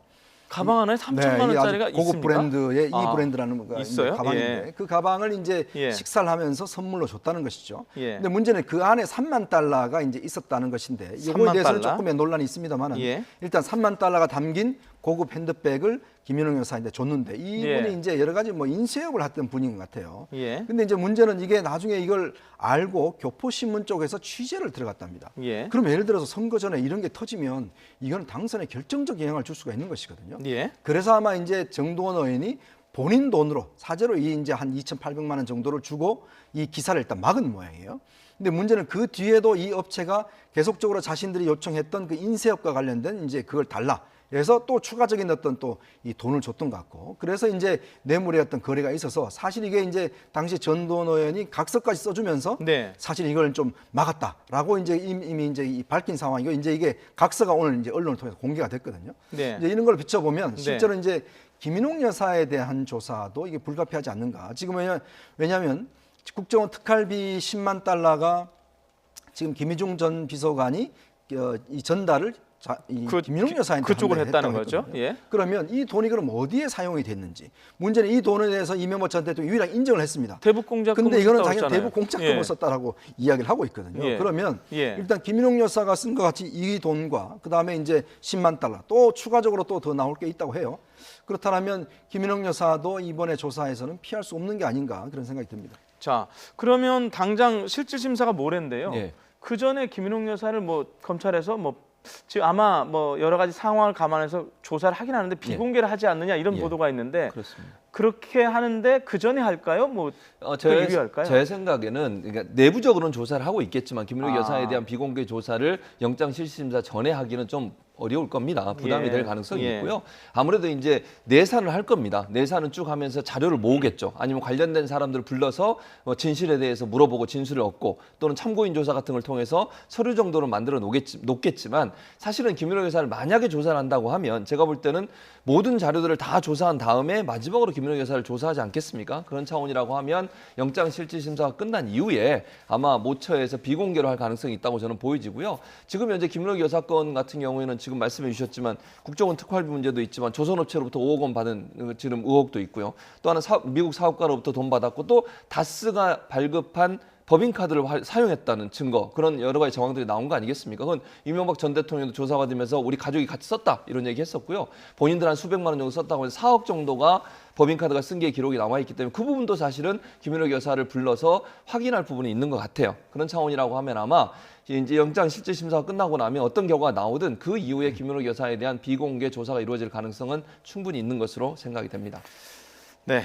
자, 이명박 전 대통령 영장 실질심사 관련한 내용 하고 있는데요.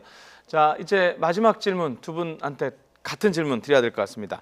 자, 22일 이제 법원 판사가 이제 판단을 할 겁니다. 뭐 법리적으로만 판단할지. 그런데 이 항상 보면 법리로만 갖고 할 건지 어떤 여론이라든가 어떤 정치적 판단, 이른바 정무적 판단이 들어가는 경우가 있어요. 자, 이번 판사 그 판단하시는 분 되게 머리가 아플 것 같은데요. 일단 두 번째, 그러니까 이미 한 대통령이 그렇죠. 구치소 안에 가 있고 또 넣어야 되는 상황인데 조금 판사로서는 부담은 덜할 겁니다. 왜냐하면 이미 덜해요? 사례가 있기 때문에 이미 처음이라면 또 판사가 굉장히 부담이겠죠. 그렇지만 이제 박근혜 전 대통령이 이미 구속돼 있기 때문에 판사 입장에서는 조금 부담은 덜할 것 같고 문제는 관련된 증인들과 관련자들이 이미 종범들이 이미 구속이 돼 있습니다. 그러니까 법원에서 중요시하는 것은 일단 형평성과 상당성이거든요. 즉 구속의 상당성이 있느냐 여부의 문제와 또 형평성에 있는 게 문제니 즉 주종관계에 있는 사람에서 종범은 구속하는데 주범은 구속을 하지 않는다. 이거는 좀 법원 입장에서 상당히 문제가 될 수가 있거든요. 그렇기 때문에 지금 현재 범죄 구속 요건으로만 본다라면 제가 볼 때는 아마 구속은 피하기는 굉장히 어렵지 않을까. 지금 물론 이제 아마 앞으로 이명박 전 대통령 측에서 무죄 주장은 일단 법원에서 좀 따져봐야 될 문제 같습니다. 일단 근데 구속 자체가 피하기로는 현실적으로는 좀 어려워 보입니다. 제가 왜 이 질문을 드렸냐면 그 언론 보도에 따르면 이명박 전 대통령 측의 어떤 전략은 검찰은 이미 뭘 건너갔고 그러니까 법원을 상대로 다퉈보겠다 이런 얘기를 했기 때문에 말씀을 드렸는데요. 자. 교수님은 어떻게 판단하십니까? 저도 동의해요. 지금 이현정 의원님 말씀하신 전적으로 동의하고요. 지금 말씀하신 그 부분도 양껏께서 말씀하신 그 부분도 법원에서 따지는 것은 구속 여부를 가리는 법원이 아니라 실제 재판이 시작이 되면서 이제 죄에 대해서 묻고 또 어느 정도의 형벌을 내릴 건지를 결정하는 그 법원에서 따지는 거라고 저는 생각을 하거든요.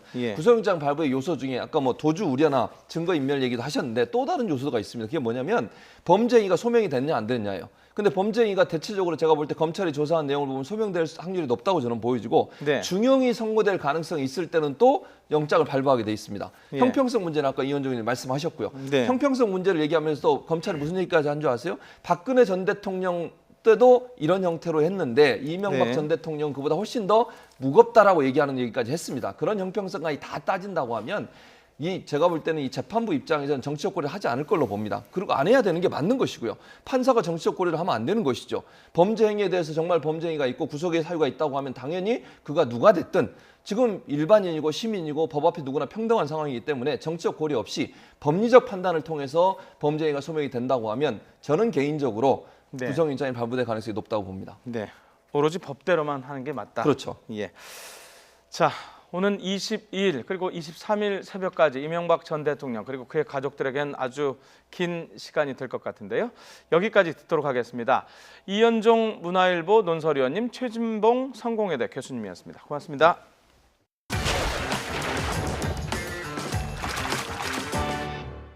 저희들이 바라는 인재는 바로 깨끗하고 유능한 인재입니다.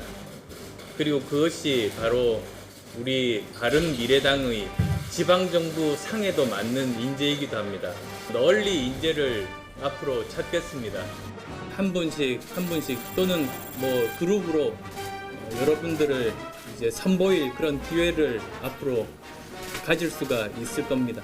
지금 현재는 인재영입위원장으로 이제 일을 시작하게 됐습니다. 그러면 인재영입의 그 결과들을 만들어서 보여드리는 것이 가장 중요한 일 아니겠습니까? 당분간 인재영입 결과를 보여드리도록 하겠습니다. 열심히 집중하도록 하겠습니다.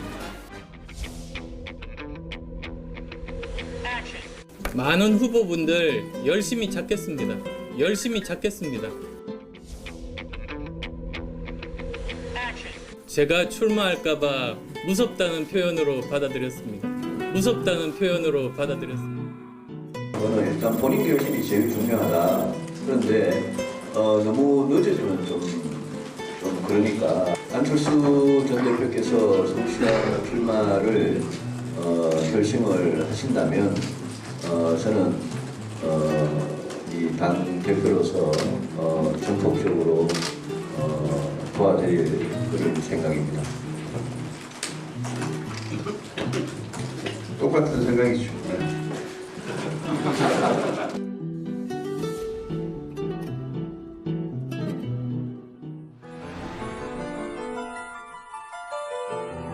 바른미래당의 지방정부 상에도 맞는 저 안철수입니다. 바로 깨끗하고 유능한 인재입니다. 저 안철수입니다.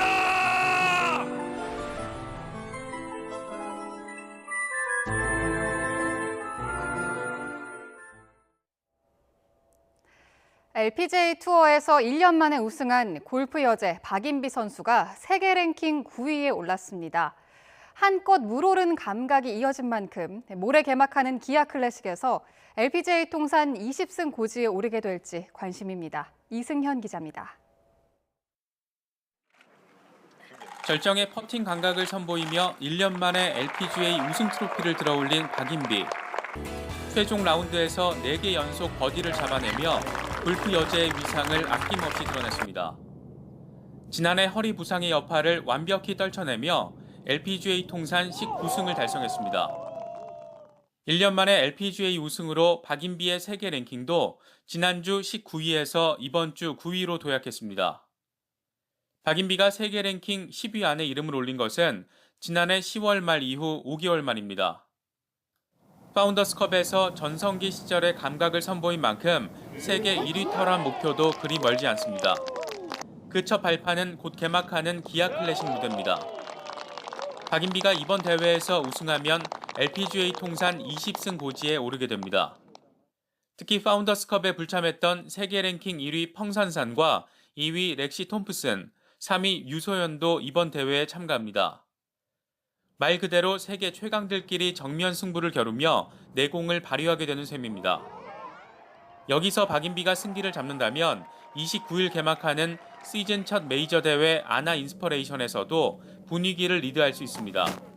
지난 2013년 4월부터 무려 92주 동안 세계 1위 자리를 지켰던 골프 여제 박인비. 특유의 성실함과 냉정함을 바탕으로 꾸준한 성적을 내왔던 그녀가 다시 정상을 향한 날갯짓을 하고 있습니다. YTN 이승현입니다. 소속팀 토트넘과 재계약 협상에 나선 손흥민의 몸값이 1,000억 원을 돌파했다는 조사 결과가 나왔습니다. 국제축구연맹 산하 국제스포츠연구센터는 유럽 5대 리그 이적 시장에 나온 선수들을 대상으로 예상 이적료 등 가치를 평가했습니다. 이 평가에서 손흥민의 예상 이적료는 9,040만 유로, 1,194억 원으로 조사됐습니다. 지난 2015년 독일 분데스리가 레버쿠젠에서 토트넘으로 이적하면서 계약 기간 5년에 이적료 397억 원을 기록했는데 불과 3년 만에 몸값이 3배 이상 뛴 것입니다. 스페인 프로축구 레알 마드리드의 골잡이 크리스티아노 호날두가 2017 올해의 포르투갈 선수로 선정됐습니다. 포르투갈 축구협회는 제3회 골든 퀴나 어워즈 올해의 선수로 호날두를 선정했습니다. 호날두는 2015년 처음 열린 시상식부터 올해까지 계속해서 포르투갈의 최고 선수로 뽑혔습니다. 경남 창원의 주남 저수지에 6명이 탄 승합차가 추락했습니다. 때마침 인근 식당에서 식사를 하던 경찰과 시민들이 힘을 모아서 차 안에 갇힌 사람들을 극적으로 구조했다고 합니다. 김인철 기자가 보도합니다. 물속으로 가라앉는 차량 문을 힘겹게 열고 있습니다. 깊이는 3m. 지붕만 조금 보이는 승합차 옆에는 차에서 빠져나온 여성이 다급하게 구조를 호소합니다. 이어 차 안에 갇혀있던 여성 2명이 극적으로 구조됩니다. 경남 창원의 주남 저수지에서 승합차가 빠진 것은 낮 12시 25분쯤. 차 안에는 신모 씨 등 6명이 타고 있었습니다. 차량이 빠졌다는 소리에 인근 식당에서 식사하던 창원 서부경찰서 심영태 교통과장 등 경찰관 2명과 시민 2명이 물속에 뛰어들어 구조에 나섰습니다. 스스로 차에서 빠져나온 4명을 구조한 이들은 차 안에 갇힌 2명까지 모두 안전하게 구조했습니다. 물이 차오르는 위급한 상황이었는데 구조에 걸린 시간은 5분 남짓. 경찰관들은 의식을 잃은 1명을 심폐소생술을 하며 소방구조대를 기다렸습니다. 구조된 사람들은 저체온증으로 병원에서 치료를 받았습니다. 경찰은 운전자 신 씨가 차량을 식당 주차장에 주차하면서 운전 미숙으로 저수지에 추락한 것으로 보고 있습니다. YTN 김인철입니다. 평소 친하게 지내던 동료를 살해하고 시신을 쓰레기로 위장해버린 50대 남성이 경찰에 붙잡혔습니다. 범행을 감추기 위해서 죽은 동료의 딸에게 아버지 행세를 하기도 했습니다. 송태엽 기자가 보도합니다. 50살 이모 씨는 직장에서 알게 된 59살 양모 씨와 친하게 지냈습니다. 두 사람 모두 이혼해 혼자 살았고 대인 관계가 좁았습니다. 그런데 지난해 4월 4일 둘 사이에 다툼이 생겼습니다. 이 씨는 자신의 원룸에서 양 씨를 살해하고 이튿날 시신을 비닐봉지에 겹겹이 싸서 한 초등학교 앞 쓰레기장에 버렸습니다. 환경미화원인 자신이 평소 쓰레기를 거두는 곳이었습니다. 다음 날 새벽 이 씨는 양 씨의 시신을 쓰레기 차량에 담아 소각장에 유기했습니다. 들키지 않을 것 같던 이 씨의 범행은 실종 신고된 양 씨의 신용카드가 인천 지역 술집에서 사용되면서 꼬리가 잡혔습니다. 카드를 사용한 사람이 이 씨로 확인됐기 때문입니다. 이 씨는 범행 전에 양 씨로부터 8천여만 원을 빌리고 양 씨를 살해한 뒤에도 양 씨 명의로 5천여만 원을 대출받은 것으로 밝혀졌습니다. 또 양 씨의 목소리를 흉내내면서 구청에 휴직계를 내고 양 씨의 딸에게는 대학 등록금도 보냈습니다. 피해자 휴대폰을 가지고 다니면서 계속 사용을 했고요. 또 피해자 딸한테 정기적으로 피해자가 보내는 것처럼 용돈도 보냈기 때문에 이 씨는 경찰 조사에서 양 씨가 자신의 가발을 잡아당겨 홧김에 범행했다고 진술했지만 경찰은 금전을 노린 치밀한 범행으로 보고 있습니다. YTN 송태엽입니다. 날씨가 풀리면서 산사태 등 안전사고 우려가 커지고 있습니다. 이번 충남 서천 공주고속도로 청양 앵봉터널 산사태도 해빙기를 맞아서 적은 비에도 도로 경사면이 무너져 내린 것으로 파악되고 있습니다. 이정우 기자입니다. 서천 공주고속도로 충남 청양군 앵봉터널 부근에서 흙과 큼직한 돌덩이가 쓸려 내렸습니다. 이 산사태로 이곳을 지나던 승용차 2대와 1톤 화물차 등 차량 석 대가 돌덩이에 차량이 파손되거나 흙더미에 쓸렸고 승용차 운전자 45살 A씨가 다쳤습니다. 청양 IC와 서공주 IC 구간 양방향에서 차량 통행이 전면 차단됐습니다. 흘러내린 토성량은 600톤 정도지만 추가 산사태 등의 위험에 따라 정확한 진단 뒤에 복구 작업을 해야 하기 때문에 완전 복구까지는 시간이 걸릴 것으로 보입니다. 금년 겨울이 워낙 추워서 그 온도 차에 의한 해빙기의 녹는 과정에서 번면의 암벽과 토사가 같이 흘러내린 것으로 추정을 하고 있습니다. 청양 일대에는 지난 18일 오후부터 사고가 난 19일 밤 9시까지 30여 밀리미터의 비가 내려 강우보다는 해빙기 사고로 추정됩니다. 청양 지역에 32mm의 강수가 내렸는데 이 기간 동안에 시간당 최대 강수량이 3.2mm로 약한 비가 장시간 지속된 걸로 판단됩니다. 한국도로공사 관계자는 공주 방향 이용객은 청양 IC로, 서천 방향 이용객은 서공주 IC로 우회해 국도 36호, 39호선을 이용해야 한다고 밝혔습니다. 각종 난개발과 기상이변이 심화하면서 전국 산사태 위험 지역은 2만 4천여 곳으로 갈수록 늘고 있는 추세입니다. 낙석이 우려되는 지역은 사면이기 때문에 사면을 지나실 때는 속도를 줄여주신다거나 회피하는 운전 습관이 필요하겠습니다. 해빙기를 맞아 산사태 위험 징후가 있으면 주민들은 곧바로 몸을 피하고 관계 당국에 신고할 것을 당부하고 있습니다. YTN 이정호입니다.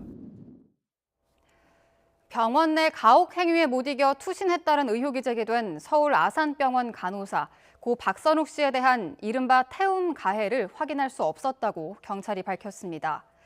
태움은 선배 간호사가 신임 간호사를 괴롭히면서 가르치는 방식을 일컫는 용어로 일선 간호사들은 교육을 빙자한 가혹 행위라고 비판하고 있습니다.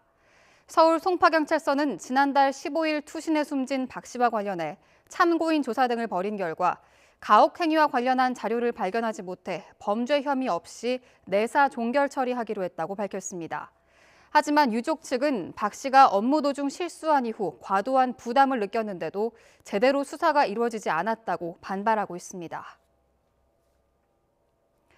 대법원장이 대법관 후보 추천위원회에 대법관 후보자를 제시하는 권한을 폐지하는 방안을 법원이 검토 중인 것으로 확인됐습니다. 대법원장이 대법관 후보자로 자신이 원하는 인물을 올리는 권한을 없애겠다는 취지로 대법원장의 막강한 권한을 내려놓겠다는 김명수 대법원장의 뜻이 반영된 것으로 보입니다. 법원은 후보자 제시권을 폐지하기 위해 대법관 후보 추천위원회 규칙 관련 조항을 삭제할 방침입니다. 네, 저는 외신 몇 가지 보겠습니다. 아베 일본 총리의 미국 방문 일정이요, 당초 다음 달 초에서 중순으로 미뤄질 것으로 전망된다고 일본 아사히 신문이 보도했습니다. 아사히 신문은 일본 정부 관계자를 인용해서 아베 총리가 당초 다음 달 초에 미국을 방문해서 트럼프 대통령과 정상회담을 하는 방안을 추진했지만은 미국 정부 측 사정 때문에 일정이 미뤄질 것으로 보인다고 전했습니다. 이와 관련해서 스가 요시히데 관방장관은 어제 당정협의에서 아베 총리의 미국 방문이 다음 달 중순으로 조정되고 있다고 밝혔습니다. 리커창 중국 총리는 최근 한반도 정세가 완화된 것을 환영하고 중국도 한반도 비핵화를 위해서 최선을 다하겠다고 밝혔습니다. 리 총리는 오늘 오후 베이징 인민대회당에서 열린 전국 인민대표대회 폐막 기자회견에서 최근 한반도 정세와 관련해서 중국이 어떤 역할을 할 것이냐는 질문에 이같이 답변했습니다. 리 총리는 중국은 한반도 정세가 완화 추세를 보이는 데 대해서 환영한다면서 대화와談判을 통해서 북핵 문제를 해결하는 데 도움이 되는 모든 노력을 지지한다고 말했습니다. 4월에 있을 남북 정상회담 그리고 5월에 있을 북미 정상회담을 앞두고 남북한 외교장관들은 잇따라서 유럽을 방문해서 자국의 입장을 설명하고 이해를 구하고 있습니다. 박병환 기자입니다. 리영호 북한 외무상이 스웨덴 방문을 마치고 귀국길에 오르자 강경화 외교장관은 EU 초청으로 브뤼셀에서 열린 EU 외교이사회에 참석했습니다. EU 회원국이 아닌 한국의 외교장관이 EU의 대외 정책 관련 최고 의사결정 기구인 외교이사회에 초청받아 참석한 것은 이번이 처음입니다. 강 장관은 최근 남북관계 진전 상황을 설명하고 북핵 문제의 평화적 해결을 위한 EU의 협력에 감사의 뜻을 밝혔습니다. 강 장관은 한편으로 압력과 제재를 추구하고 다른 한편으로 북핵 문제의 평화로운 해결을 향한 대화를 추구하는 EU의 정책이 한국과 협력을 잘 이루었다고 평가했습니다. And I think it is the joint efforts of all of us that has led North Korea to change its calculations and come to dialogue. EU 외교장관들은 평창 동계올림픽을 계기로 조성된 대화의 모멘텀을 살려 남북, 북미 정상회담을 이끌어낸 한국 정부의 노력을 평가했습니다. 모게리니 EU 외교안보 대표는 완전하고 검증 가능하며 돌이킬 수 없는 방식의 비핵화를 지지한다고 하면서 남북 정상회담 개최에 기대감을 나타냈습니다. The summit meeting between President Moon and Kim Jong-un in April could foster the necessary trust, de-escalate tensions and improve the inter-Korean relations. 또 오늘부터 헬싱키에서는 남북한과 미국의 전 현직 관료와 민간인들이 참가하는 1.5 트랙 성격의 세미나가 열리는 등 남북, 북미 정상회담을 앞두고 참가국들이 상대방의 전력에 대한 탐색전이 본격 시작됩니다. YTN 박병환입니다. 지난 2016년 미국 대선에서 트럼프와 러시아의 연계 의혹 수사가 진행 중이죠. 이번에는 그 불똥이 페이스북으로 튀고 있습니다. 당시에 페이스북 이용자 5천만 명의 정보가 유출이 돼서 트럼프 측의 선거운동에 활용됐다는 의혹이 불거졌는데요. 페이스북은 하루 새 시가총액이 39조 원이나 빠지면서 크게 출렁이고 있습니다. LA 김기봉 특파원입니다. 페이스북의 느슨한 관리로 이용자 5천만 명의 개인 정보가 트럼프 후보 캠프로 넘어갔고 개인 성향에 따른 맞춤식 선거 운동에 활용됐다.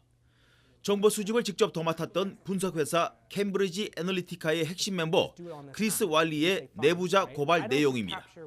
I think what's really important for people to understand is that this company misappropriated data of upwards of 50 million people from Facebook. They misused that data.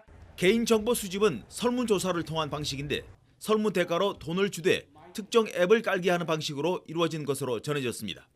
이 앱은 페이스북 내부의 인증을 거쳐 연결망이 만들어지는데 설문조사자는 수십만 명이지만 한 명당 수백 명의 연결 계정을 알 수 있어 결과적으로 5천만 명의 정보가 넘어갔다는 것입니다. Why Facebook didn't, make more inquiries when they started seeing that, tens of millions of records were being pulled this way, I don't know. You would have to ask Facebook that. 캠브리지 애널리티카는 트럼프 당선 이후 백악관 수석 전략가로 발탁된 스티브 배넌이 이사로 있던 회사였는데 그의 주도로 이런 일이 이루어졌다는 주장입니다.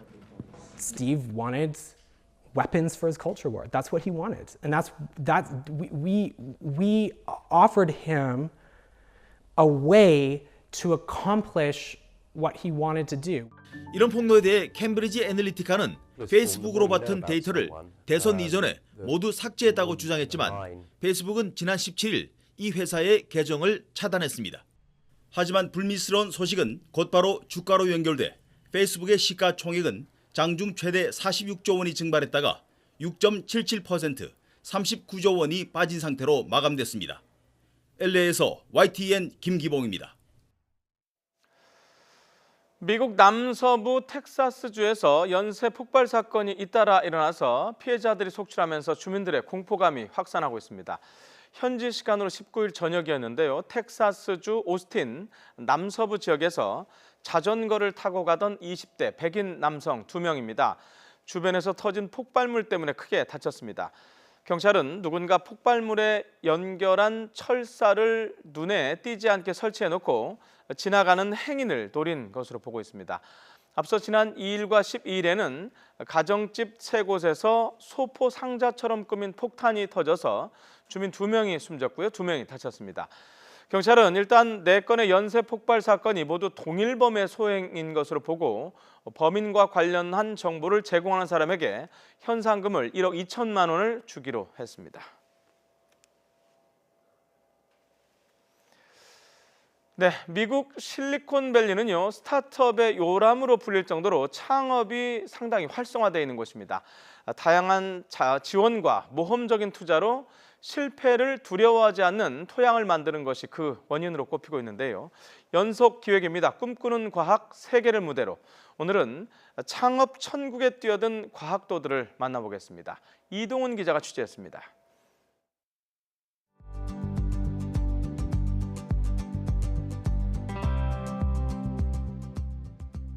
대학 동문 5명이 함께 시작한 실리콘밸리의 한 스타트업. 창업자 중 한 명인 임성원 씨는 암 환자를 위한 맞춤형 항암제 조합 서비스를 개발해 여러 대학병원과 상용화 연구를 하고 있습니다. 1년도 채 안 됐지만 빠르게 성장한 배경에는 학교와 동문들이 신생 기업을 키워내는 탄탄한 네트워크가 있었습니다. 대표적으로 스탠퍼드대는 2006년부터 지난해까지 모두 950여 개의 스타트업, 1000여 명의 창업가를 배출했습니다. 95% 이상이 어떻게 보면 아이디어보다도 더 중요한 게 인맥이고 그 실현화가 되지 않는 사실 아이디어는 죽은 아이디어이기 때문에 그런 네트워킹을 형성해주면서 이 회사 좀 잘 자라게 만들어주는 거죠. 증강현실 콘텐츠 회사의 타카시마 대표는 30년간 7차례 창업에 성공했습니다. 좋은 기술도 중요하지만 스타트업의 성패는 각 분야 전문가들이 조화를 이룬 팀 플레이에 달려 있다고 강조합니다. Developers, are very good at one skill set. We're good at other skill sets. That means connecting the people and connecting the companies and selling the concept of what the engineers create or the developers. These combinations to make a successful company. 실리콘밸리를 창업 천국으로 이끈 벤처 투자는 2008년 금융위기 이후 위축됐다가 최근 크게 늘고 있습니다. 지난 2016년 9조 원대였던 실리콘밸리 벤처 투자는 지난해 약 15조 원으로 껑충 뛰었습니다. 투자가 활발해지면서 한국 스타트업에도 기회가 한층 넓어진 셈입니다. Yeah, I've invested in quite a few Korean startups, and they have all been very good, actually. They've all had that reticence to make the leap to sell to the rest of the world. And if they do make that leap, then they end up being worth a lot of money. 성공과 실패가 공존하는 실리콘밸리. 32,000여 스타트업이 만들어가는 창업 생태계를 이해한다면 우리 청년들의 도전에도 새로운 길이 열릴 것으로 보입니다. YTN 사이언스 이동훈입니다.